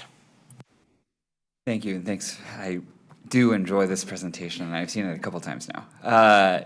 Could you remind me, please, what level of verification the city does on the front end when we receive an application from MUPTE on whether the project would be built or not? Because I do know you, in the last chunk of the presentation, you do acknowledge, and it's student housing, but some housing is being built absent an exemption still.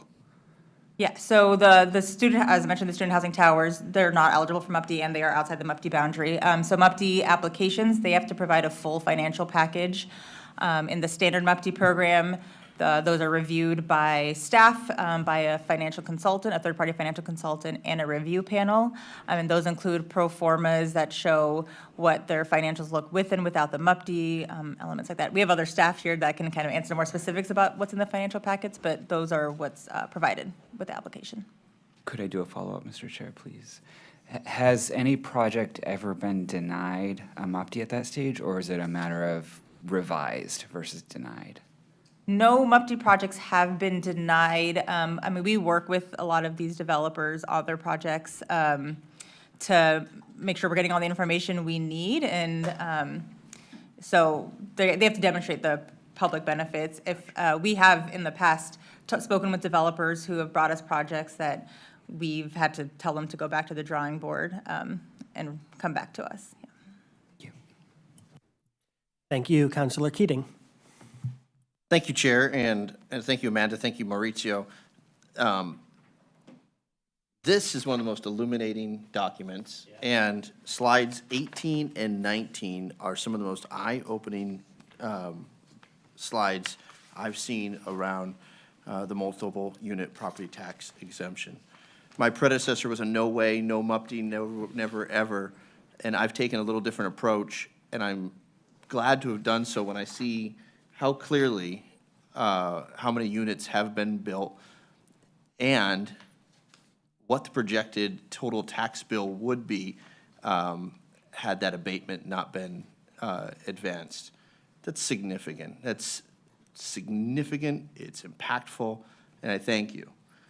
My question is, with the Mackenzie-Willamette Medical Center announcing the potential, and I know the Planning Commission has to okay, of course, Oregon Health Authority has to okay, but the potential for an emergency room department between 6th and 7th, just off of Chambers, what can an urban renewal agency do, or what can the budget committee do, or what can the community do to drive investment down 6th and 7th, out toward 99, or even up Highway 99 as a third urban renewal district to increase investment so we can see these kind of results in and around that community, which I'm not editorializing, this has been proven, which suffers some significant blight. Hand it off to Denny Bro. Thank you. That's Denny Bro, Planning and Development Director for the city. That's a really good question, and how I would answer it is urban renewal, tax exemptions, loan programs, those are all tools. And so usually they're tools that are used to implement very thoughtful community engaged plans. So MUPTI and urban renewal are tools that we use to advance urban renewal plans, downtown plans, Envision Eugene plans, and so forth. So my answer would be plan first and decide what do we want to happen along 6th and 7th and 99, and then talk about what tools are then needed to advance those plans versus start with a tool before we've done the planning. So the way that's worked really well in the past is plan first, tools second. Does that answer your question? It's helpful. I have a quick follow-up, if I may, Mr. Chair. We talk about the tools and our shared values to build up and not out. Are there any tools in our toolbox or in the state's toolbox to provide incentives for commercial on the bottom and residential on the way up? Or does that just happen organically? It's more challenging, so it's hard to pancake commercial and housing together. It just makes the development more complex. There's more costs, but it could also improve the economic performance because maybe commercial space generates more rent, et cetera. But there has to be a market opportunity to fill the commercial space. So if you have, developers are going to be very strategic about the opportunity that commercial presents as far as development and can it be filled all the time, at least all the time. So it's based on location. You know, riverfront, it's a little harder because it's a little bit of an island over here. We're in a construction zone, so retail doesn't make sense today over here potentially, but over on Fifth Street, maybe it makes a lot of sense. So a lot of it is location specific and economic specific, of course. Thank you. Yeah. Amanda referenced the emerging projects directed by the agency board, and development support is one of the 4 projects that I would like to explore more if it can certainly be a way to provide support or incentives for that commercial on the bottom, that residential on the way. And if you recall, one tool you have, the council has with the MUPTI program, is to include the commercial space as exempt in order to provide incentive for folks to put that commercial on the ground floor. That is available. That is intended to be an incentive to try to get commercial on the ground floor in that program. Yeah. Thank you. In my final few seconds, Mr. Chair, I will just editorialize that it's unfairly, this particular tool has been characterized as what got us into this budget mess. And I would fundamentally say that it's the antithesis of that observation. Thank you. Counselor Clark? Thank you. I don't often get to say this, but Matt is 100,000% right, and I absolutely agree with him. I wish I could say that more often. That's awesome. Municipal angels are losing their Yeah, wings. right there, man. Counselor. Hey, Thank you. two quick interrelated questions. We pay a firm to do the financial analysis on the but-for question with regard to a MUPD. Am I correct? Well, it's part of the application fee, so the applicant, the developer does. Applicant's paying for it. Yeah. But the city's, it's money coming into the city and then that we're paying to a firm to analyze this. Yeah. So when I hear anybody say, well, they'd probably build it anyway, we pay folks on purpose to analyze and answer that question. Is there recourse if someone could prove that that would have been built anyway, it was financially feasible, if those folks that we're paying to give us that analysis are wrong? I mean, I'm not sure there's a way to prove it. There's just so many factors, as you know, that go into development and so many levers here and there, and so. But that makes it complex. Don't Yes. those folks understand that? I hope so, yeah. I'm trying to make it simple in this question, because I think it's a simple question that we have to answer. Would this get built without the tax exemption or not? No, it's up to the developer to show that, and the consultant reviews it and determines whether they've demonstrated it or not. Excellent. Then my last question that's related, if I'm reading this right, in the 25-26 tax year, next year, the 13th and olive tax exemption expires, and it's another 1.8 that comes into city coffers. Did I read that right? If I combine that with previously existing, these buildings that would not exist except for MUPD would have left us in a $4 million bigger hole next year if they had not been built. And it would be 1,200 units of housing that would not exist. Did I read your numbers right? So one clarification, that amount, that's the total tax bill that would go to all taxing districts. So if you narrow it down, here we focus a lot on the general fund. So for the general fund, I have done the math. It's estimated to bring in a little bit north of $500,000 a year, specifically for the general fund. Of the 4 million did you understand the calculation that I Of just the, did of the here? 1.8 for 13th and olive. I'm sorry. 1.8 plus the 2.1. I was just talking about the 13th and Olive. I have done the math on that specific Got it. Now project. I understand what you're saying. But it's a substantially bigger hole that we would be in, and 1,200 units of housing that would not exist if we didn't have the MUPD program, correct? Correct. Thank you. Thank you. Ryan Konofsky? Yeah, thank you. I think I'm in agreement. I finally think I get MUPD and all of this after many, many years. I was curious, and this is definitely a follow-up because I don't think you have the math, but I'd be curious to know the cost during. So what are we losing during the time period when they aren't paying the taxes? And like, how long does it take to catch up? So say the difference from 6,000 a year to 1.8 million. I'm imagining it's a very small number. I'd just be curious, kind of like that gap. How long does it take to kind of make that back, I guess, so to speak? Would be just illuminating along with all of this other information, because I think it's probably just a year or two would be my guess because of the big gap. But I'd be curious to know that, if that's possible to be followed up on. But my other question was on the urban renewal, and to Councilor Keating's question, are those two, how long do those last? The 0.15 and 0.17, are they set to expire at any time? Are you referring to the tax rates? Yes. So those would be in existence as long as the urban renewal districts are active and collecting tax increment revenue. So they don't have a hard sunset date. It's an estimated date. Amanda mentioned the dates, but it's about 20 years out or so. So they'll be around for a while. Okay. Unless there's any other action taken on the districts. So no compression gaps opening up anytime soon is what I'm hearing. Yeah, that's correct. Perfect, thank you. Thank you. Had Councilor Evans next. Yeah, thanks, Chair. Question, I'm going to go back to slide 9 and no, actually, it would be slide 10, the steam plant. So I have a different view on the steam plant.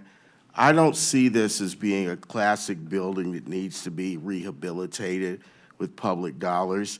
I think we need to knock that hideous thing down, flatten it, and then start over again, and it could be a good location for us to have more affordable housing. Someone like Homes for Good or another nonprofit that could come in and build from scratch. So we have a projected cost of $60 million to develop this as a mixed-use project with an anchor hotel. And I'm not asking you to do this on the fly, but I'm just asking this for future reference as we continue these conversations. What would it look like if we decided to add more affordable housing in that area?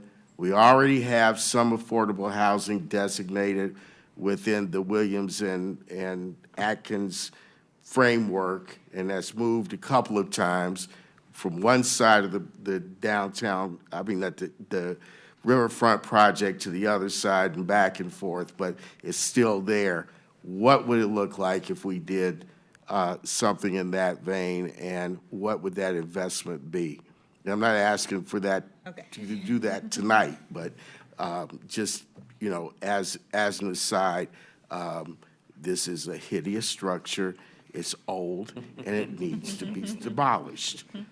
And I have 5 large friends from Cleveland who'll do it really cheaply. Thank you. I have Councilor Zelenka, followed by Morgan. Yeah, no applications from UPDI have ever been denied. That's because, you might ask, why is that so? And it's because the pro forma is indeed complex and has many levers and assumptions get put into it. So developers put together a pro forma by adding in the assumptions until they can show that the UPDI is needed for it to move forward. Different assumptions could create a different pro forma. And that's why we don't have any denials, because they all show they need it because of the assumptions. And if you think that they all end up being built regardless or without the UPDI, please explain to me why right over there, there's a big tall building 900 feet away that got a UPDI. 900 feet away is the almost identical duplicate building that didn't have a UPDI that got built. There's other numerous examples of that around the university area, right across the street. A building that was almost identical got built outside the UPDI. So I'm not buying that the line that these would not be built if not for the UPDI. I don't think that that can be proven. And it's a kind of a neat system because you can't prove that that's true or not true. But we have examples. Thank you. Morgan Mann. Thank you. Great to see the positive impacts of MUFTI. Very, very good. Of the 843 units that have been built, is there an economic assessment that's done? Like how much economic value is brought to the city or the local zone as a result of those additional residents? We haven't done that. I'm sure we could probably pull some best practice or look at some other assessments and extrapolate them to these, but we currently don't do that. Yeah, that's great, because there's probably a total economic value that you can communicate to the council to show the total benefit that this program has. Thanks. Thank you. And with that, we're going to take our 10-minute break. It's 7:19 now, so if we can all please be back at 7:30.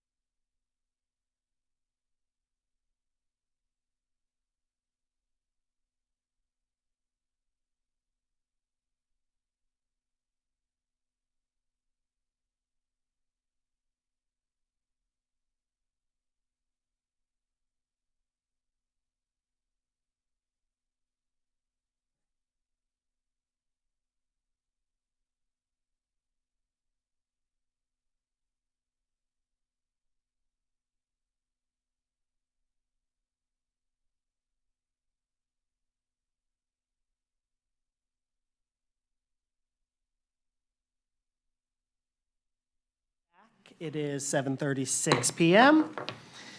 Before we begin deliberations, I would like to invite City Manager Maderi to provide an update on the council's work session held earlier today.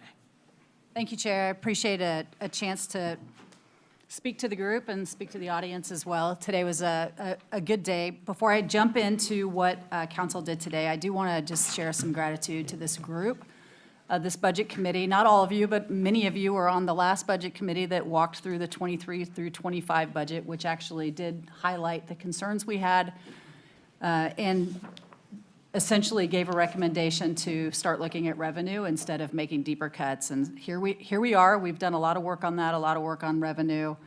Unfortunately, ended up in a situation where we're making those cuts. Hopefully, today's work will restore some of those.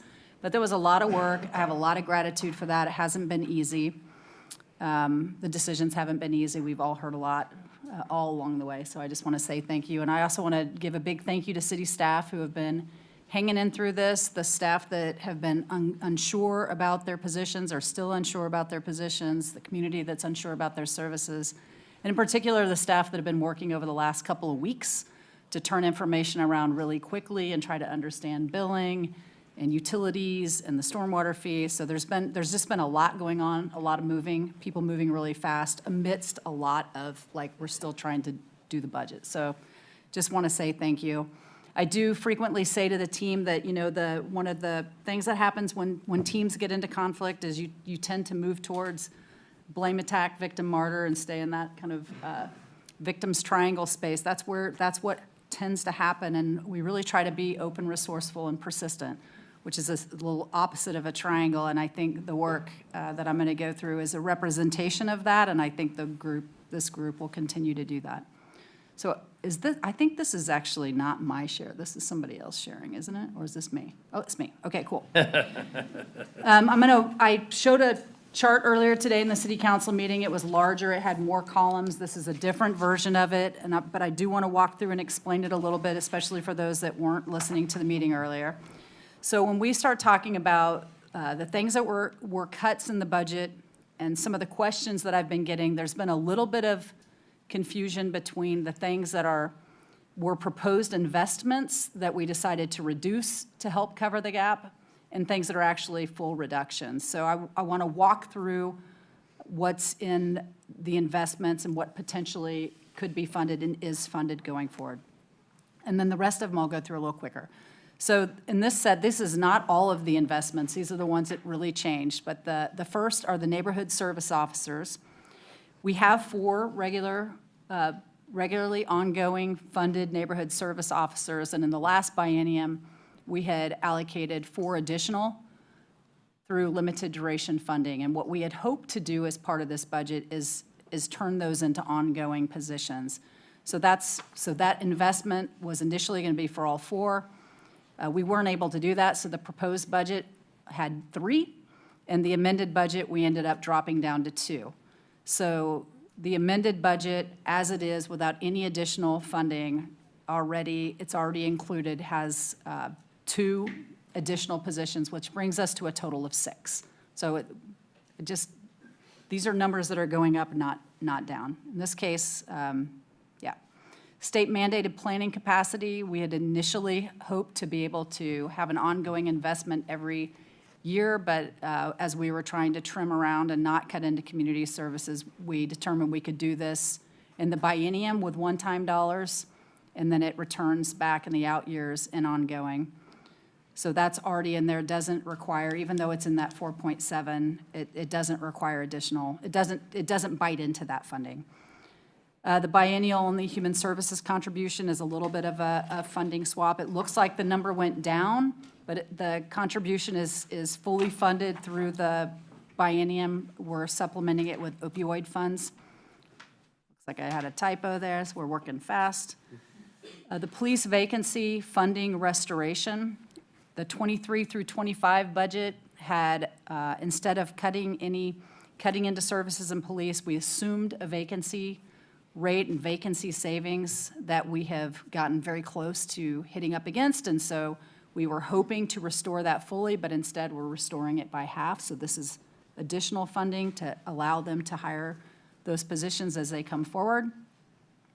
If they're able to, this still maintains $500,000 in assumed vacancies, and if they hit that mark, we may be back at a supplemental budget. Animal Services Sheltering Contract, this shows up in 2 different places on this sheet, so this is the first place it'll show up. As you recall, last year we had proposed, or last budget, we had proposed a reduction in the sheltering contract amount, and it got added back with one-time dollars through the biennium. So the proposed budget had an investment of making that an ongoing investment. That was the intent. The amended budget reduced it again. And this, you'll see, I'm recommending that. So I forgot to actually even orient you to this. We've got the department, we have the budget line, which is proposed versus amended. And then the 4.7, you'll see a no and a yes. The yes is, yes, this could be in there. The new one-time could be a yes, it could be in there. And the city manager recommendation on the right is based on a conversation we had today at council. So you'll see here for the new 4.7 million, I would recommend that we restore that 200,000 ongoing to Green Hill. Council's decision earlier today was to pick the option of moving stormwater eligible services into the stormwater out of the general fund, which frees up about 4.7 million in ongoing money. Some of that is already parked, so it really only frees up about 4.1 million. Everything I'm about to go through on this list adds up to about 4.7.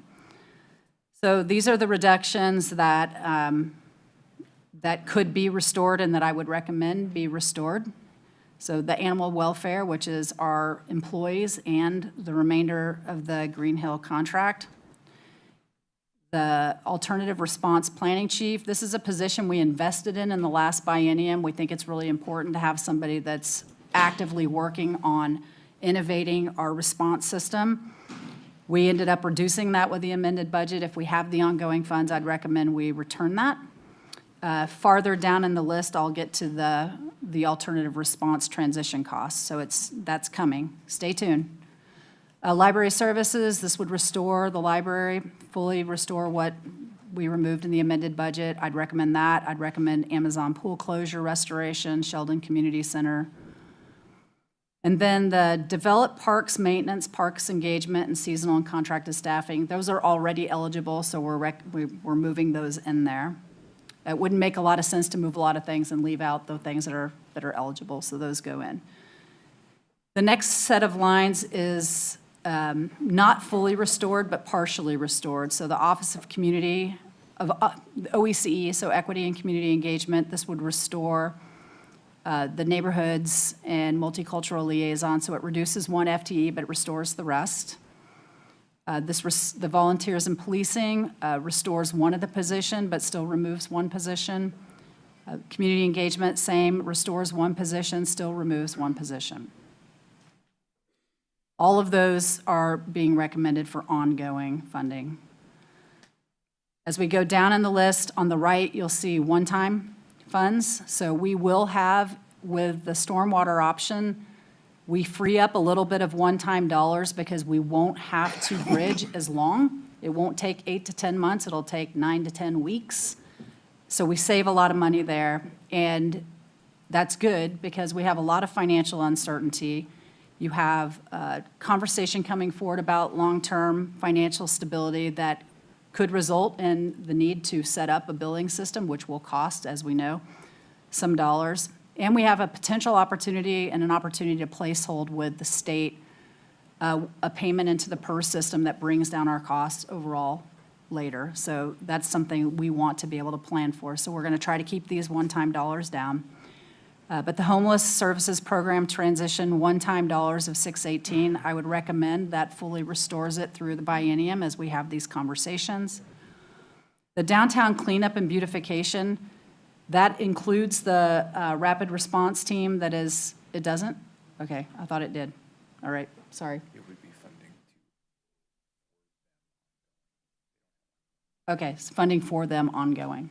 No, this is one-time dollars, so forget it. Anyway, downtown, this is one of the things people have brought up, like, don't cut that funding. Downtown seems like it's still not great, so I could recommend one-time dollars for that. Alternative response transition, so this is the, what people are referring to as the CAHOOTS dollars. We tend not to, I'm talking about Green Hill and CAHOOTS, we try not to talk about specific vendors because that's not the work of this committee, that's actually over here.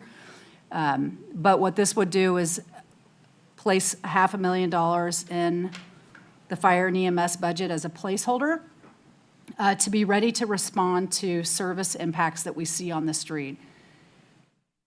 As we see that, if there's a need to put forward an RFP to restore a contract of some sort with a vendor of some sort, it's likely we will have a better sense of what that will cost, and we could be back in the biennium looking for additional funds for that. Another good reason why we wouldn't want to spend all our reserves, but this would allow some nimbleness for the fire and EMS system. Sorry, I know I'm talking a lot. Trying to get through here fast. And then there's two other things I could recommend doing some one-time dollars for and not hiring FTE for. Central Services Communications, you know, I've heard a lot through this process about not having enough communications. The community doesn't understand what's going on. We're about to do a lot of work around long-range financial planning and others that you may want to have those resources available in some sort of contractual form or temporary help. Similarly, with the sustainability program, I think we're going to hear about that as well. And so I could recommend some one-time dollars for that. I wouldn't go beyond that. So with that, all of that together brings us to about 4.7 and an ongoing and about 2 million in one time, which I think is a reasonable, responsible approach. It's not perfect. There's a reason why I recommended an 8+2. And I think all of these things are important. All the people in these positions are important. The work is important. But given the situation we're in now, I think this could be a good approach. And so with that, I will answer any questions or just let you have your rounds. You all have printouts. The audience doesn't, so, yeah. I'll let you, yeah. Sorry, I'm like, yeah. If it's a point of order or something, but, okay. Thank you so much. So what we're going to do is we're going to begin this section with a formal round robin around the table. We're going to the right today. It's going to be, we'll do anyone on Zoom after we've gone all the way around the table. We'll be doing 3 minutes to speak. The timer will flash red when you have 15 seconds remaining. Then if there's time, we'll have additional opportunity for questions and comments through a queue. As a reminder, this is a little bit moot with the conversation we're now having about prioritization, but if we are considering any motions, we still are asking that you please signal those to us and continue to work with your executive budget buddy and finance staff as needed for any motions you're working on. And we're not entertaining any motions today. Next week, we will do all of our motions.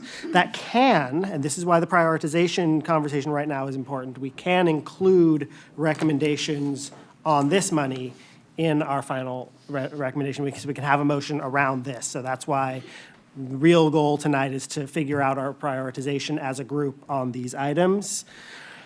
And so with that, I'm ready to move into the round robin and start us off, Councilor Evans.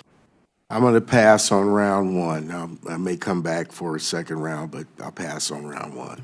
Thank you, Councilor Leach. Thank you, Chair, and thank you to everyone who testified again.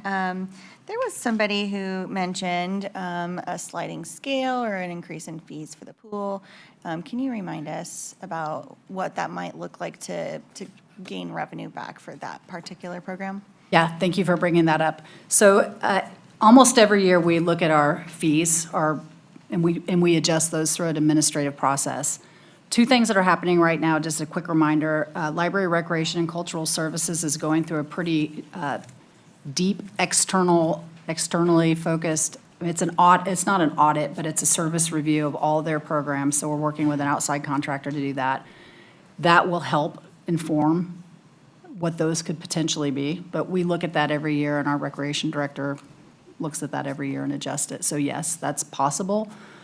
And the second piece is the central services. So we're also doing that same review of all of our central business functions, trying to determine the best way to do that business. So. Thank you. I'm really happy to see that we're able to save, for the most part, the things that people came and testified about the most, right? The things that we hold dear. And I am looking forward to a continued conversation on alternative response. I definitely want to include that piece, in this as one-time funding, in hopes that we are able to close those gaps in service, and hope to, be able to bring back that conversation later. And you said that it would be, we could talk about that again and create a supplemental budget that would then appropriate additional revenue if a program was identified. I think it's important to note that our staff that are out on the streets, our chiefs, are not going to wait for 2 years if they're seeing a crisis and an impact that we need to address. That'll be something they're bringing to the city manager and that we'll be bringing to the city council, for sure. Thank you so much. I will relinquish the rest of my time. Thank you. Councilor Groves? Thank you, Chair, and I too want to thank the public that showed up again tonight to testify. I think that's an important part of this process.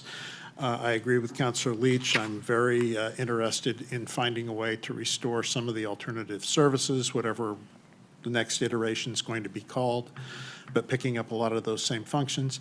And then the last thing I really wanted to say is, City Manager, could you or someone on your staff talk a little bit about what we discussed today at the work session regarding the $4.7 million going into the Stormwater Fund and not having to pay $1.5 to $2 million in administrative fees to services? I think that is really important for the public to understand kind of why some of us landed where we did. Thank you. Thank you, Councilor Groves. I can speak to that a little bit. So earlier today, Council considered really two options. One is setting up a new temporary fee. Potentially different amounts were considered, but the other option was increasing the existing stormwater fee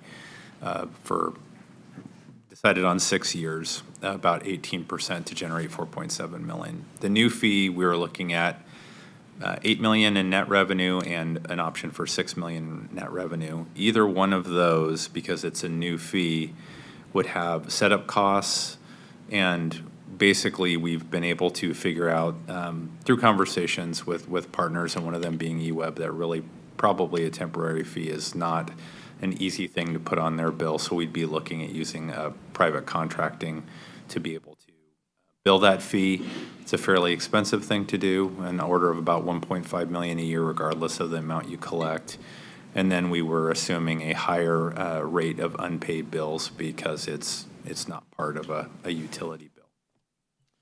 Thank you, Matt. So just to reiterate, a lower collection rate and a new cost for administering the fee that wouldn't be city charging ourselves at. This would be an outside vendor that would do that. So in the neighborhood of 1.5, and I heard up to 2 million, it could be. And that just didn't make sense to me at all, considering, the duration and the amount we're talking about. So again, I think that's important for the community members that sit on this panel that maybe didn't see the council work session, and then also the public. Thank you very much. Thank you. Morgan Mann? Yeah, thank you. Can you elaborate on the number of, I think in the original amended proposal, there was 37 FTE impact approximately, which included 20 vacancies that wouldn't be filled, 2 shifting to other funds, and maybe 15, 20 that are vacant, and then 15 that would have to be cut. In this chart, what's the net cut in headcount? You would think I would have that number right off the top of my head, but we have been so drilled down into getting to the number. I think it's less than 10. I mean, are we making any Even less. sacrifices? So I'll just these are rough numbers. I was looking at this earlier today. I think looking at the 4.7 million, if you're not counting FTE that shift from one fund to another, so they still exist, it was around just under 16. And about less than 6 are filled, and if homeless services is filled through the biennium, then that reduces it another 3. Under 3, that would be filled. Under 3 that would be filled of the? How about we get back to you? I want to make sure we're accurate about that, Okay, because okay, thanks. That's rough, again. And then for all of these items that are one-time funding, we can expect we'll be in the same emergency situation 1 year, 2 years, whenever when those expire, right? yeah, you'll have to solve, we'll have to solve for that. So I would say we have been, many of these things we've been paying for one time for many years, which is why we were trying to build it into the ongoing budget. So we'll still have to solve for that, which is why the one-time items, I would only recommend you're sustaining already existing FTE through the biennium, or you're doing other things that don't hire new FTE into an unsure position for 2 years, because then you really are in more of a crisis. Okay, so we're just putting off the pain. Yes, that you're putting off the pain, and I think more fairly, I would say, you're buying some time to allow the council to have a long-term financial conversation. Part of what they also did today was move to put together a fiscal stability committee, so a community group that can look at our expenditures and help hopefully develop some deeper understanding of the budget and some buy-in and collaboration around how you might actually fix this in a longer-term, more sustainable way. So that's the hope. That's great. Okay, next question. The opioid funding, that's another one-time benefit for the Human Services Fund? Okay. And then can you explain the $200K for the Animal Services Fund? That's on top of the 591, so it's really a 791,000. Yeah, the 791 includes, so the full number is 791 that will be restored to fund the animal service officers and the full amount that we currently contract for. But is that 200 an incremental on top? That's net new? The 200? Yeah, so I know this is sort of confusing. So in the last biennial budget, when we made almost $30 million worth of reductions, and one of those reductions included a $200,000 reduction to that contract. The Budget Committee and Council put in one-time dollars to keep it whole through the biennium. We had tried to make that whole ongoing, but then we weren't able to, so that's why it sits there by itself. But it's the full contract. Great, thanks. And last question, are there any accountability metrics for the downtown cleanup and beautification fund? Like what are the metrics of success for downtown beautification? Number of people not sleeping on the street? I don't think we have that information right now. Yeah. Look through. We do have metrics that are attached to our strategic plan, and those strategic priorities are just not sitting here on the top of my head, but we'll let you know what those are. For funds like that, it'd be great if we could get metrics of success, so we can then measure ourselves, particularly if it's a one-time fund, and then we can say, okay, is it worth this being an emergency the next time? When, if it's successful, great. If it's not successful, then maybe not. Thanks. Thank you, Councilor Clark. Thank you, Chair. Manager, in a previous iteration of a budget proposal, I don't remember which one, I'm so sorry. It was showing those cuts that we would make to the 11.5 total. And one of those charts that we saw listed a cut that affected, and I don't remember which department it lives in. That's why I'm asking here.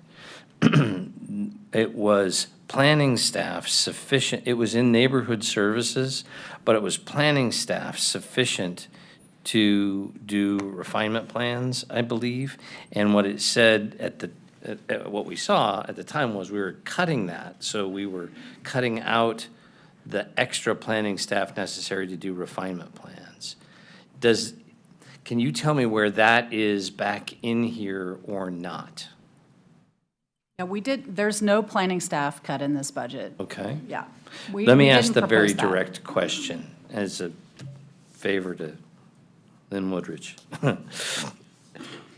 We are planning in this current proposal for enough planning staff to be able to complete the Bethel area plan. Is that correct?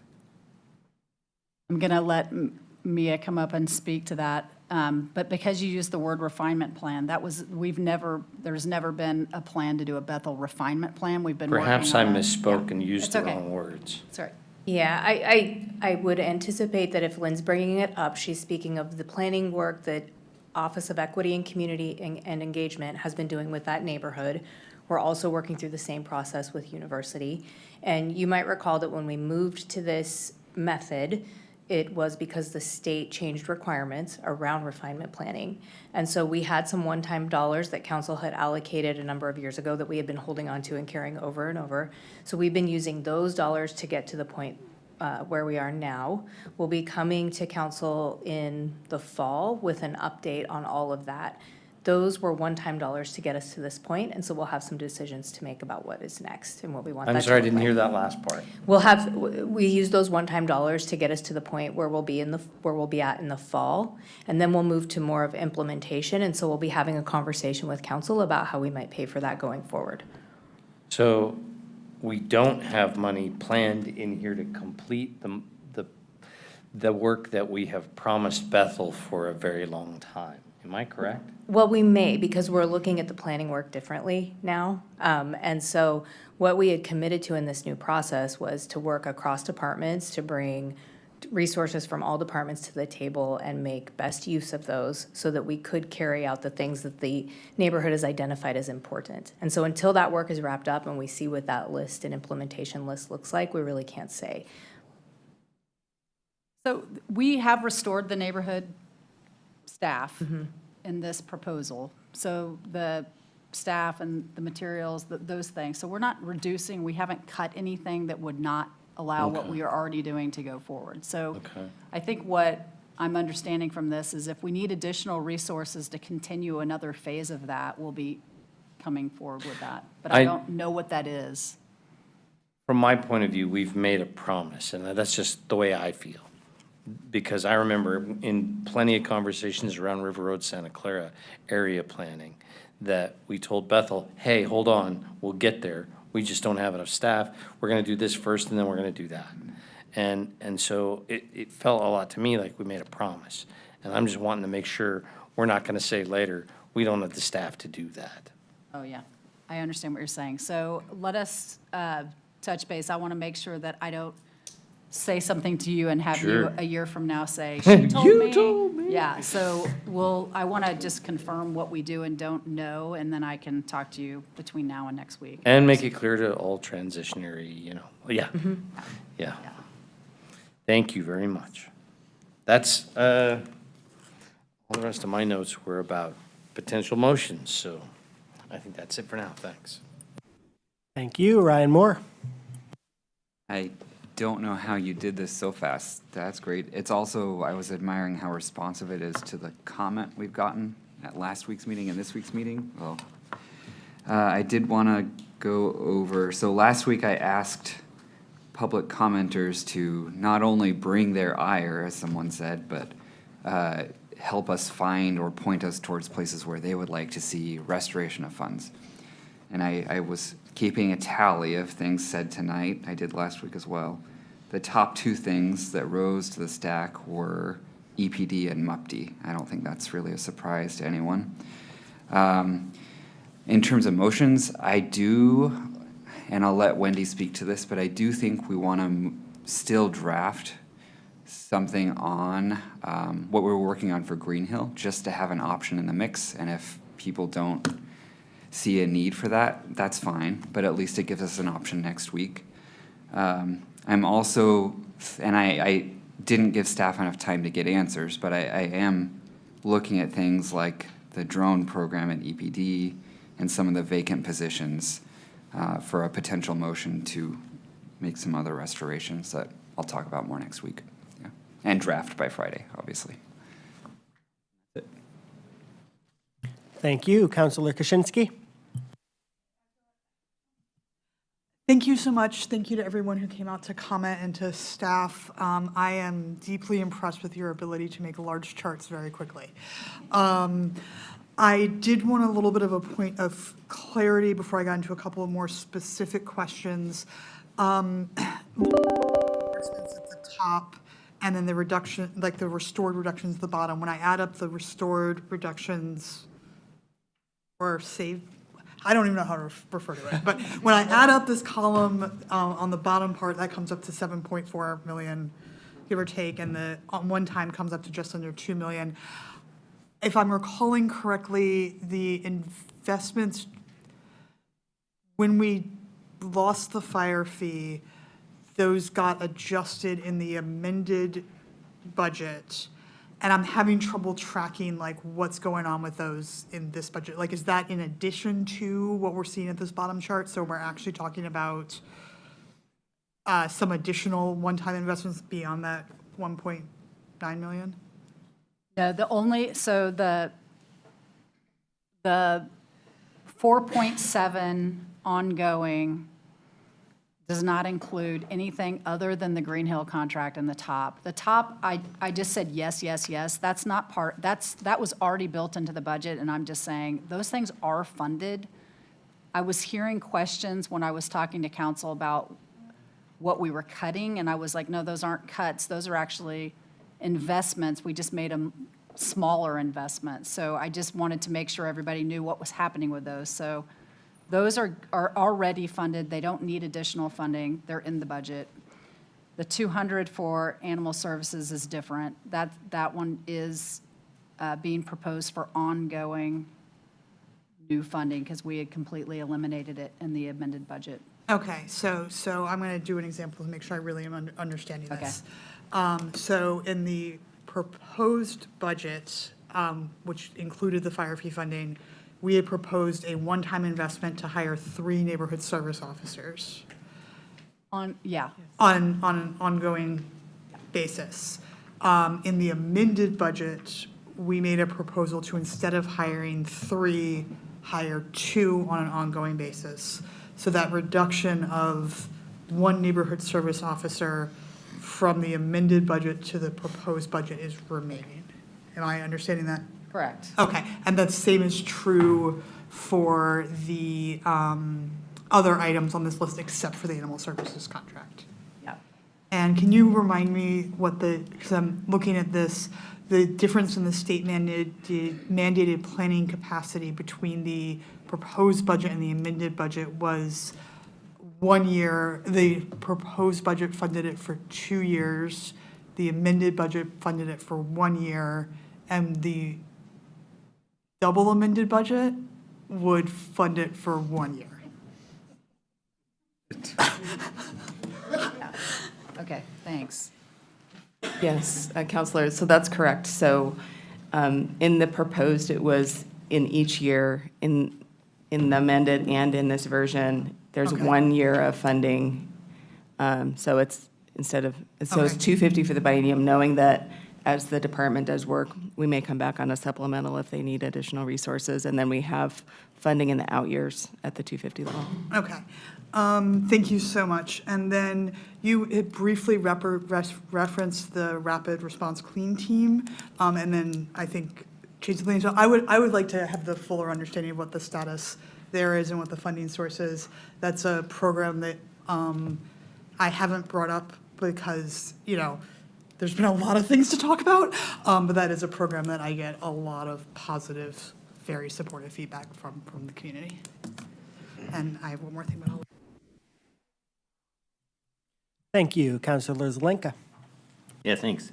So I think it's helpful to be clear what this all means. It means 2 million in cuts immediately and 4 million in the near term after the one time goes away. So $4 million in chamber cuts, or 46% from the full service level. That's I counted 14, but between 14 and 16 FTE. And what we did really was just kick the can down the road. Thankfully, 6 years and not 4 years, but it does punt to future council to deal with the same issue that we're dealing with today. Still curious what we'll be doing in the interim with the Citizen Advisory Committee. We spent a year and a half doing this stuff. That's how they could do these so fast, by the way. We've been working on it for almost 2 years, a year and a half at least. And we spent a year and a half looking at this. I'm not sure what the Citizen Advisory Committee is going to find differently than what we've found so far, but curious to how that's going to play forward. I am interested in restoring previous service levels for Cahoots. The third cut down in the orange blocks, alternative response transition 775, and that's 500,000 at one time, but what is that? What is that number? No, what is the alternative response transition? What is Right. that fund? It's not funding a Cahoots-like service, but. So that's kind of how we reference that service. So the proposed budget, I'm trying to remember, sorry, it's been a lot. The proposed budget, $8 million of revenue, held that service whole in the biennium and in the ongoing. So when we, right? Or did the proposed, okay. All right, sorry. So, yeah, go ahead. So in the proposed budget, we funded it through the biennium. And then in the amended budget, and we were using opioid dollars, if I'm remembering correctly. And then in the amended budget, it went away. So part of what we were trying to do is, I was trying to get to the words of that, is we were anticipating, when we're looking at all the places we have to make cuts, we know we have to make cuts, where are places where other people are doing business or doing work, so we can kind of minimize that. Because Lane County had stood up their service, we thought, well, maybe we can transition this over time and see how it goes.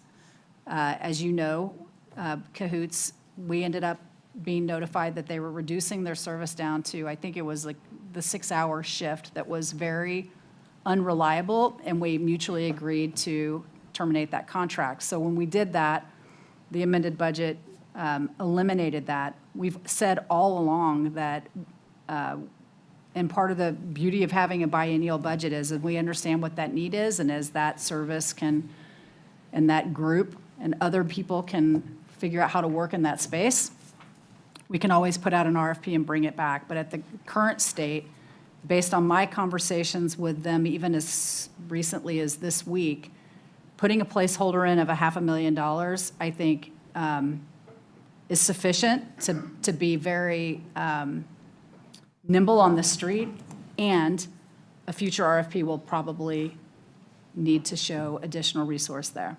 But we can't anticipate what that is, and so I wouldn't suggest digging into your reserves until you know what that is. Right. Yeah, and I'm interested in restoring previous levels of service in a Cahoots-like service level, but in-house. It won't be the same people, but it would be part of the city, I think, would be one of the best ways to go forward. And last time I asked Chief what that would cost, and in your packet on page 16 on number 26, the response was it would cost about $2.2 million to bring back that 36-hour shift to restore the services. So not readily apparent to me how we would do that or where we would find the money. I'm wondering if there's a way to maybe reallocate CSI monies or something like that. But I'm thinking about a potential motion that would have us investigate how we might do that and where we would get the money. Not a proposal to do it, but investigation of how to restore that. Right? And I think that's very consistent with what we're doing right now anyway. Thanks, Chair. Thank you, Councilor Keating. Thank you, Chair. I've got a lot, so I'll try and go rapid fire. I want to hit on pause, property, and the Amazon pool. But first, Morgan, great question regarding the metrics for success for downtown cleanup and beautification. I would submit that 1059 Willamette would provide a market improvement. There's a dire need for additional restrooms, less graffiti, less litter, and 50 new trash cans is a step in the right direction. But in addition to the quantitative measurements that I think you're alluding to, I think there's a real need for qualitative engagement. And it may already be happening, and I'm just not seeing it. And I don't know if it's happening through the chamber, if it's, or where it's happening.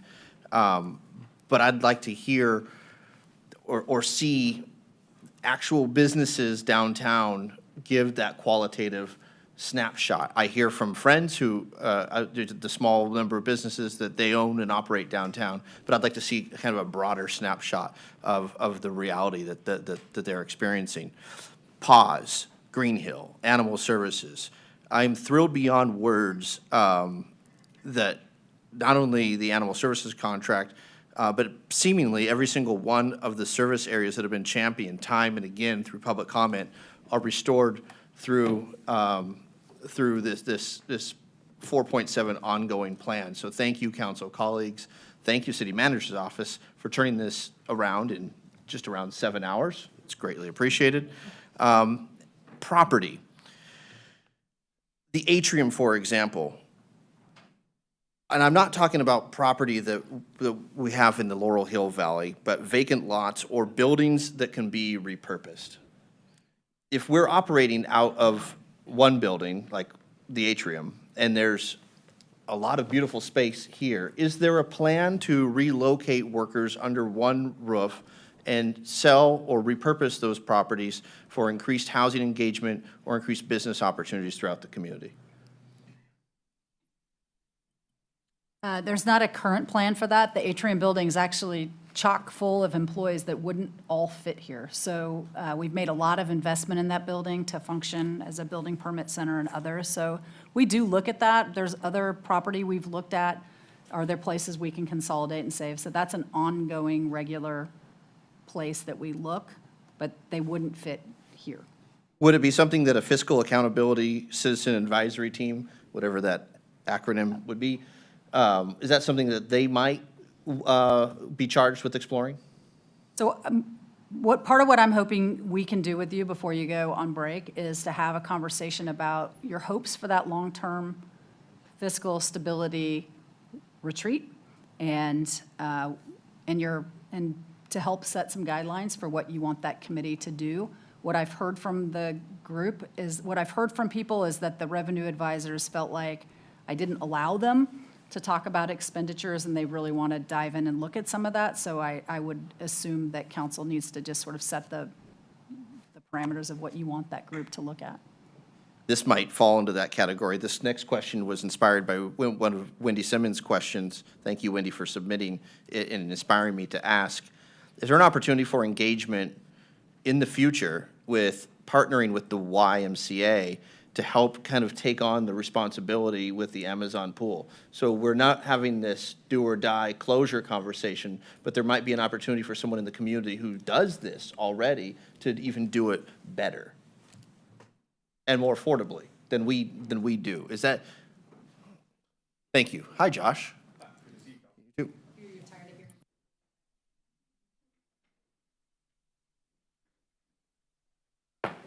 Good evening, Budget Committee. My name is Joshua Bates, and I'm the Executive Director of Library, Recreation, and Cultural Services. So that's a great question, Councilor Keating. Right now, we are evaluating, as Sarah said, our city manager said, through a third party, all of our services. And then as part of that, we are definitely considering different models to administer parts of our services. So that means that we certainly are considering different options around providing services at Amazon Pool. But right now, there isn't any determination about any one partner or any partnership to administer that in the future right now. Thank you. Yep. And Mr. Chair, if I may close in less than 5 seconds. Unless someone like you cares a whole awful lot, nothing is going to get better. It's not. The Lorax, I was inspired. Thank you. Wendy Simmons. It's hard to go after that. just want to thank the public again for their comment and the council for coming up with a resolution, or at least part resolution this afternoon. Appreciate your hard work, and also the staff for your hard work. That really, like Matt said, is in line with, you know, the 320 emails I read regarding animal services, plus public comment, library, 60 mentions in email, and the list goes on, then it really aligns with that, so I appreciate that. Just a couple of questions. One is, and it sounds like it's required, but what is the state mandated planning capacity? What does that mean exactly?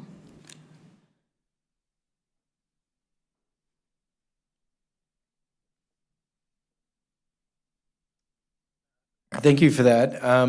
So the planning work kind of occurs in two buckets. There's the short-term planning, which is applications that come for land use and so forth. But the long-term planning is mostly state mandated work. So state has mandates around urban growth boundary planning, making sure we have adequate supply of land for housing, for jobs, for schools for the next 20 years. So it's a 3-year, we're going through that process now. It's a 3 or 4 year planning effort, again, mandated by the state.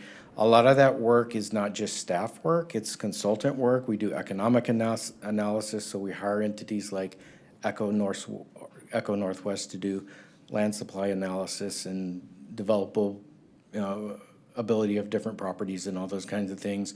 Outreach consultants to help with public engagement. We don't have enough planning staff to do all of that technical analysis, all that engagement work. So it's all associated with that state mandated work that we have to do for the state to show that we are prepared for growth. Without any state funding. Good point. Thank you. And then the only other question I have, and I don't fully understand it quite yet, but and it was related to the question that Morgan brought up last week on the U of O and any revenue opportunities for police and fire services. Because I understand they pay for their own police, but they use the fire services quite often, but we don't collect a fee. Is that correct? Or could we in the future? That's correct. We don't, are you going to come up and talk? Okay, cool. Yeah, let's get you all up here.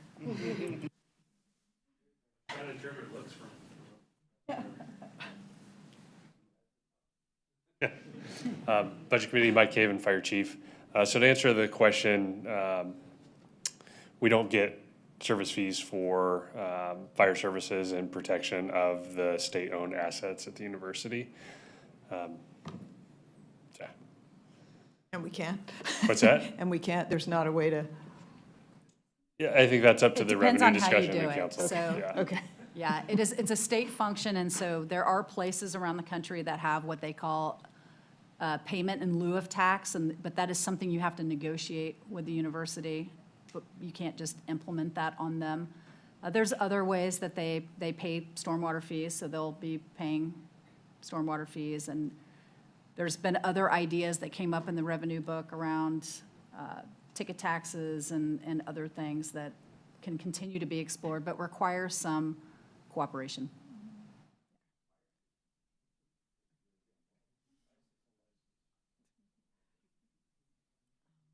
Okay, thank you. I think that's all I have right now. Thank you. Councilor Ye? Thank you, Chair. So I had a question about the alternative response fund. So are we thinking this 500,000, that part of that might be used to investigate gaps and determine internal, external, what is the best path and that kind of stuff? That's my thinking. It allows some time for us to do that. It allows time for the group that is trying to organize around a new model and find a fiscal sponsor and set themselves up, gives them some time, and for all of us to understand what the cost of that is. That's why I'm recommending it sit in that one-time dollars until we know that, and because otherwise you would be allocating dollars to the fire department that we're unable to spend just yet on that service because there's not a service there to contract with. Yeah, I think that makes a lot of sense, and that puts us in a good position to support those folks as they're getting situated and to help figure out what that contract should even look like when we put it out there. So I think it makes a lot of sense to put that money aside so that we're ready for that hopeful eventuality when we get to that space. That's great. I want to. I'm happy to see that a lot of the Office of Equity and Community Engagement, while not all of it, a substantial chunk of what we had removed was put back into the budget. I think that's really important, and I was really happy to see some folks come and testify about that. It's an area that hasn't gotten a lot of attention in the community, and it was really nice to see folks come out and explain from their own personal experience why this office is so important, especially right now in our community, and it means a lot that we've got that funding back in there. One of the folks said that, I think it was JoJo, that we should not be comfortable where we are, and I completely agree that it's not comfortable. This might be the best that we can do today, but we've got a lot of more work to do, and I believe that as a community, we can continue to do better. So I don't think we should be comfortable either, but I'm glad to see that we're taking steps in the right direction. And I want to thank everyone who's sitting at this table that has had really hard work to continue to do, and the folks who all came and spoke today as well. Thank you, Ryan Konofsky. Thank you, and thank you to, again, like everyone said, the folks that came and spoke. I think it showed up. It mattered that you came and talked, because I see that very well reflected in what we were able to add back when it was the time, and put the pressure on too to add back. It didn't just let us sit and relax. So thank you for everyone that came over the last couple meetings. I think one of the comments I resonated with too, thinking about the state of Eugene and Lane County, is that we are a childcare desert. And I think we want to make sure we're never making that worse, and I would love to find ways of making it even better and contributing to the need of many of our working families and working parents to get them back in our community, to let them, maybe afford a house that, it trickles effect, right? If we can get those families supported, it does help our community in more ways than we know than we invest in. I was curious, and I think Councilor Keating asked this, but maybe not. I was thinking about Amazon. Is it still the intention to eventually find a vendor for that, or is this putting a longer-term pause on that conversation? I think the study that the Library, Recreation, and Cultural Services Department is doing is going to inform a lot of our next steps. So I wouldn't say that a 6-year sunset is going to put a pause on everything for 6 years. We're going to continue to look at ways to be efficient and innovative, and so if there's an opportunity, we'll pursue it. That was a perfect lead up for my next question. We added back a lot, but we know that that gap was still coming up to us in that budget gap. Is there things that we should be thinking, and I'm sure you put thought into this, but thinking about in this for 2 years from now that we're going to have to kind of come back to? And I think the one time is clearly there, but things that might have a big deferred cost that we're still going to have to account for someday, things like that that we should just be aware of. Is that, and I'm like I said, I'm assuming it's accounted for in here somehow, but. You just asked a question that will have every budget manager in the city happy to have an answer for, because this list doesn't even touch some of our long-term needs in terms of equipment, deferred maintenance, all of the things. There's a lot of teams that are operating with less than enough staff. You've heard about that a lot. So even at $8 million, that long-term fiscal conversation is going to bring up gaps and things we need to be thinking about. So I think I would put a lot of energy into that and think about that. I think maintaining a good, our reserves are not over the top. If you look at reserves across jurisdictions across the state, we're actually pretty thin, trying to put those dollars to work. But I think making sure you keep that so we can potentially buy down those PERS costs or be able to respond to a need like having to stand up a Cahoots 2.0, things like that. I think that's what I would be most concerned about. Appreciate that. And then kind of building on what Councilor Ye was talking about with the Office of Equity and Community Engagement, again, glad that that's kind of getting uplifted. Sometimes potential cuts do get community stirred up. I was curious about the community investment grants. Does this reestablish those at like $8,000 or so? It does? Okay, perfect. So I guess I just foreshadowing, I think I would like to see and potentially making a motion about upping that to like 20,000. So nothing huge, but I think that, 8,000 doesn't go a long way. And then there's a lot of our communities that are especially going to start suffering and need to, and the city should show that we're investing in the spaces and places that make them feel safe in our community. And I think, also I don't like 8,000, it just seems weird. I'd like at least 10, but I think probably something around 20 to show that, we do want that committee to be able to invest in our community in a meaningful way, in more ways. Thank you. I want to first thank everyone who came out to speak to us this week and last, everyone who's emailed us, and I want to thank staff for making everything that we've heard and read show up here.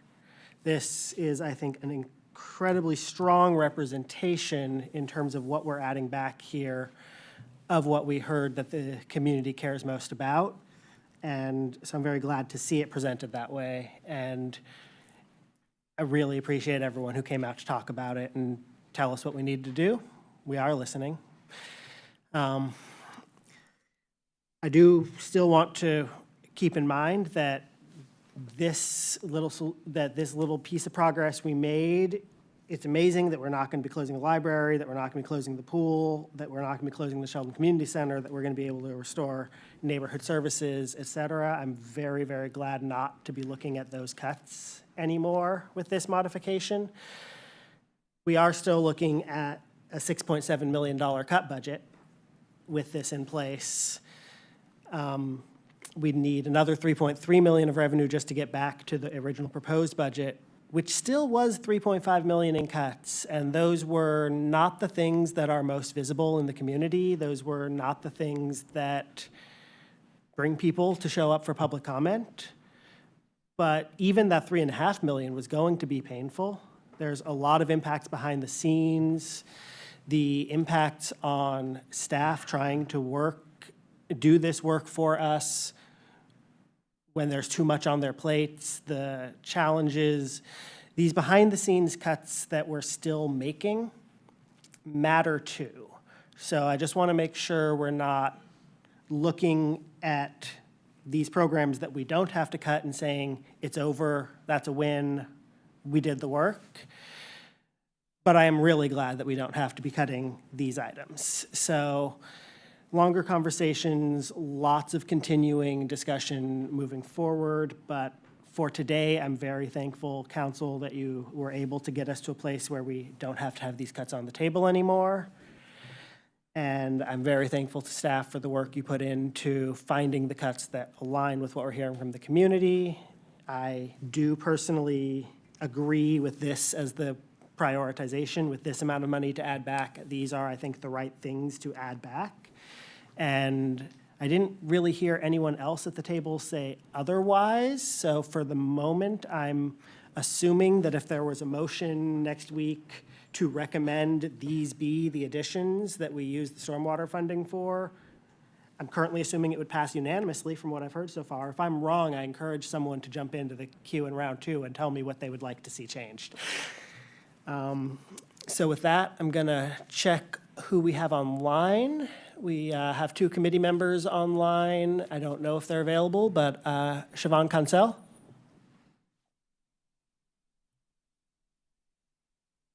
Yes, I'm here. Thank you, Chair. Echo what everybody said here about so thankful for public comment, like really thankful, and very thankful to staff. I'm just going to take a personal shout out to Twyla and Christina and everybody else who answered my 3 questions that I sent in last week about the presentation. I don't have the sheet that you all have in front of you. I look forward to looking at it. It seems very much like the community was heard and that the ways that funding was found reflects that. I do have just a couple questions. I guess a big one that doesn't have to be answered now, but I'm very interested in is I've heard mention of a fiscal spending committee. I don't know if I'm calling that right. But I would love to know a little bit more about how that works and how that would evolve. Um, and then I guess a question that I do need a little bit more understanding about, because I had prepared like 5 areas that I thought we would focus on. So I just want to make sure, even though I think Ty just said it. So the library is going to stay open for 7 days a week. Is that correct? If this passes. Yes. This restores the funding for the library. And I think staff has emailed you or emailing you a copy of this list. Thank you. And then the Office of Equity stays whole as well? No, it's a partial, to be whole would be 610,000. It's a partial restoration of 438. So essentially what that does is it eliminates one vacancy that's been vacant for almost a year. It maintains the other employees and the other funding. Okay, cool. Because I mean, as all of us know that when you're building relationships with traditionally marginalized communities, we tend to trust the person who is in that position. So I'm very happy to hear that that will stay the same. And then did I hear the Sheldon Community Center is also going to stay open? These are all things I put on a list of you could do. I could recommend it, that this committee can change this. This was just my list of what I would recommend based on what I've heard here and from council. Okay. But yes. And then the last, I'm sorry, did someone say something? Yeah, I was just saying yes to you. Oh, okay, sorry. Zoom. The alternative response. So I saw 2 lines briefly in that presentation. So the top one, I feel like was a position that was funded, like someone will stay in that position. Am I reading that correctly? Yes. Okay, cool. Again, thank you so much. It's really nice to see this change, and I look forward to learning a bit more. Thank you. Thank you. And also online is Jesse Maldonado. Thank you, Mr. Chair. I appreciate, again, everyone coming to provide comment tonight. Clearly, it's worked. And thanks to the City Council for everything that they did today to get to the spot where we're at now and actually give some folks some hope, myself included, in that we can solve some of these issues we have been facing over the last few weeks. I also want to thank just staff. I know it's your job, but you guys are good at it. Clearly, this has been fantastic to turn this around so quickly. I appreciate that. One thing I did want to, it's not a question, but I know it was in there for 150,000 for central services communications. Just looking and having a conversation about more ways to get into the community and talk about the budget and make it more digestible for community members, I think would be really helpful. Dare I say, doing some stuff on Reddit or something like that. There seems to be a lot of conversations on Reddit about the budget. It could go poorly, but maybe it's something we want to take a peek at. I'm just trying to, it happens in public comment. Everyone on this committee is inundated with information. Everyone in the community is not as have the ability to be as inundated with information. And so just making sure we find easier, more digestible ways to get it to them. I'm excited about that. And then echoing everyone's comments about alternative response as well. Again, hearing from, it was a public commenter that mentioned 45 calls a day to Cahoots when Eugene and Springfield, and compared to 8 around the county now. And then what we saw last week with Chief Caven, or 2 weeks ago, whenever that was, only an increase of less than 1 call per day. So still interested in how we can make sure that we are capturing these folks and not letting them fall off. So ultimately, I'm excited and echo everyone else so far tonight, and look forward to voting to send this to the council. Thank you. Before I begin round 2, we also online have Mayor Knudsen as a special guest of the committee, and I want to offer her a chance to give us a few remarks. Good evening, everyone. Thank you so much, Chair. Thank you also, staff, for the option to be able to join you remotely tonight. And thank you for the Budget Committee and staff for this very robust series of presentations and the conversation. I am just really appreciating you and your work and the service that's being offered by this committee. I will just say briefly, I will echo something that Siobhan Kansal just mentioned, and that the very challenging but important work that the City Council did earlier today with very helpful input and many options laid out for them from staff. But that really important work to try and address the revenue gap that we face and put a measure of stability underneath so many core services. It absolutely was not by accident and not without consideration of all of the feedback and the input that we've heard from the community over these past many weeks. So thank you to everyone who has given public comment this evening, but also to the many hundreds of people who have reached out with emails and letters to share thoughts about what it is that makes this community so special and how important funding for those services are.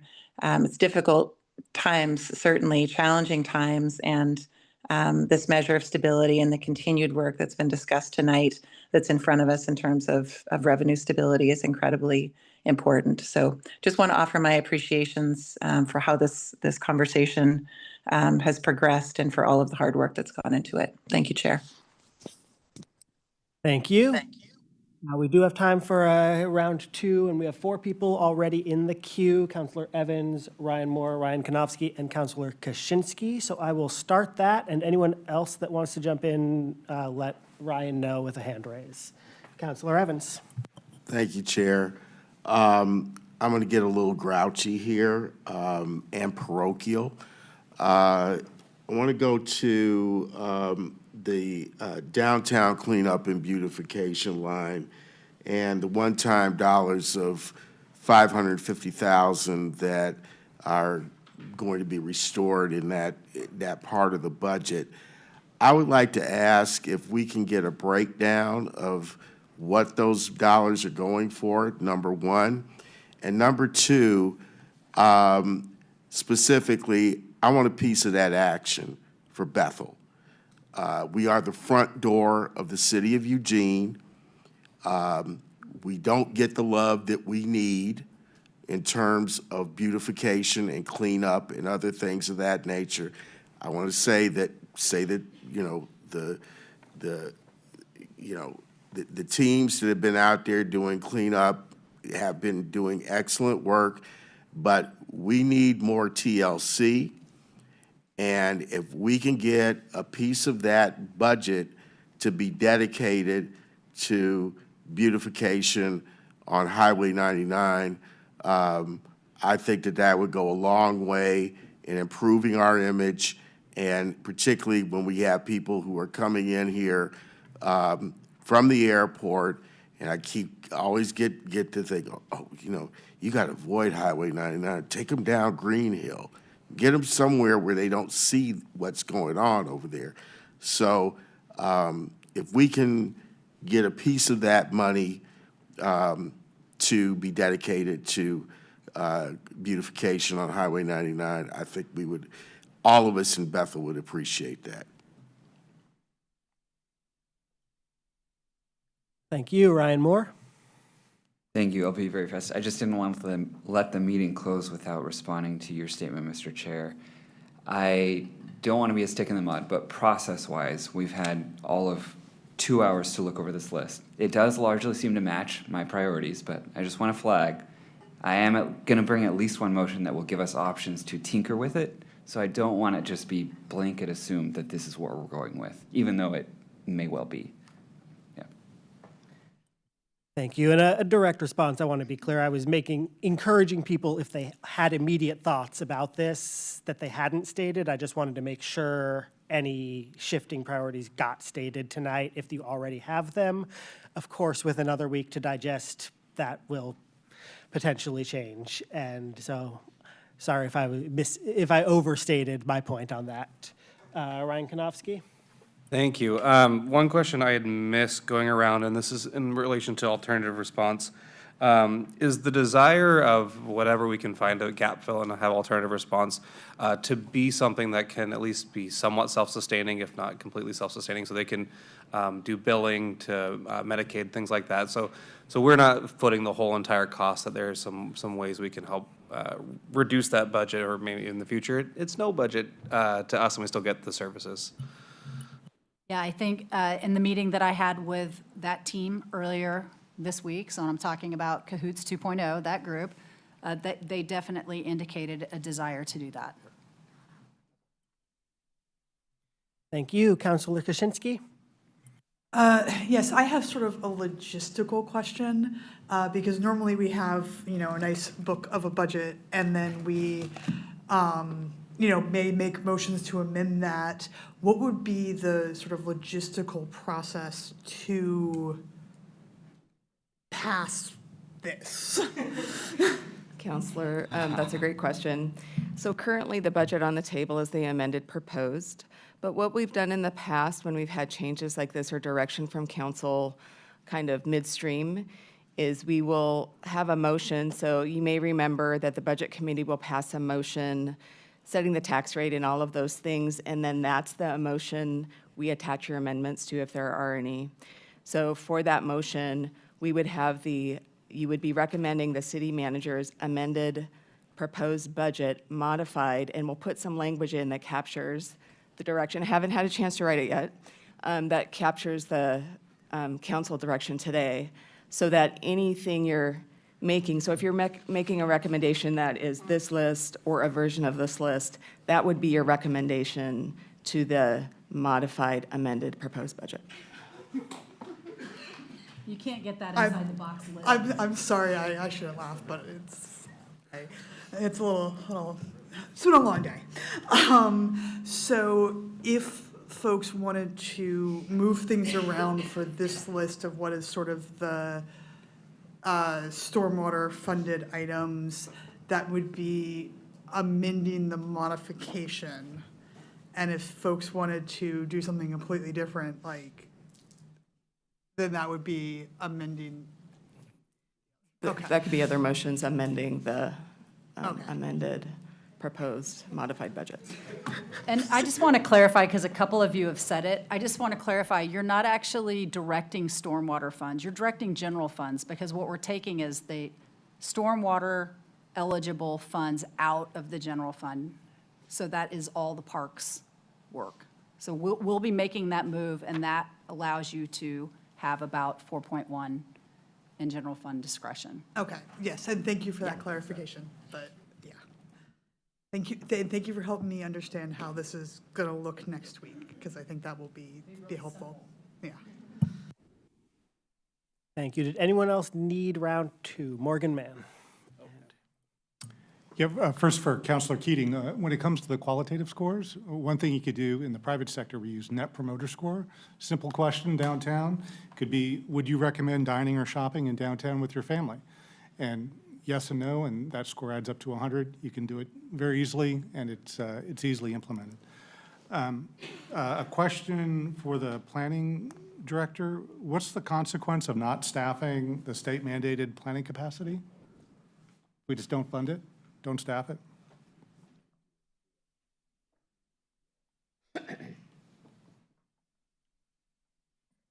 Well, the quick answer is they're mandated, so there's an implication there that we need and have to do that. But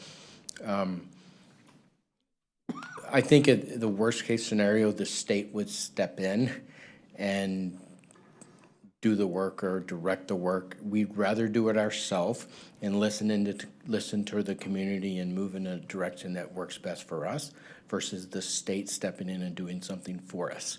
So it's in our best interest to take on that work ourselves. But there's no penalties, like financial penalties? There's no financial penalty, no. Not that I know of. Thank you. I would also think that any one-time spend that's identified here, for those that are recommending or want that one-time spend, should also come up with the recommended cut in year 2 from another part of the budget, assuming we're not going to get more revenues beyond the stormwater fee. So like forcing us to make hard decisions relative to the things that are nice to have or that we want to have maybe is more appropriate, as opposed to need to have, as referenced in these one-time budget callouts. And then, yeah, that's all I have.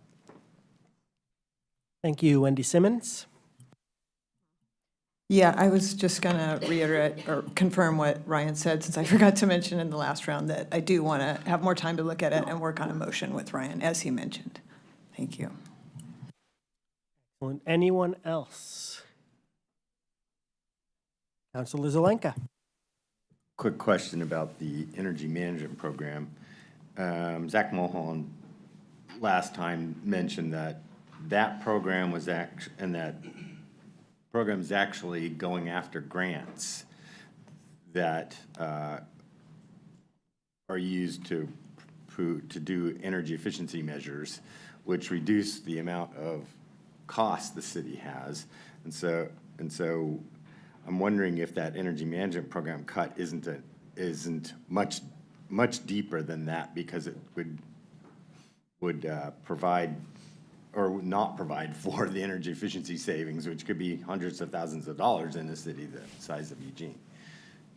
Councilor Zelinka, currently a team in the facilities division helps the organization pursue energy grants. So it's a combination of the position that we are eliminating and project managers. The project managers will continue to do that work with the departments to do that. This doesn't have an FTE associated with it.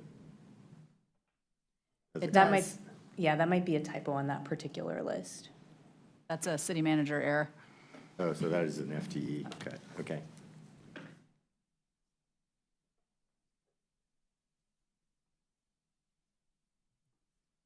All right. Thank you, everyone. As a reminder, when you have additional questions, I'm going to say this time, when you have additional questions, please email them to Christina or to the Budget Committee inbox through the online form. For those of you working on motions, please submit those motions to Twyla and Christina and me by the close of business this Friday. Once all motions are received, I'll be working with finance staff to figure out the right order to consider those at that final meeting. And we're also going to be working on those logistical details that Councilor Kaczynski asked about. I had pretty much the same set of questions when I called Twyla about half an hour after the council passed the stormwater thing today, and we made some progress, but we still have more conversations to figure out exactly the logistical implications for next week's meeting, but we will be there by Wednesday. So with that, we are adjourned at 8:54 p.m.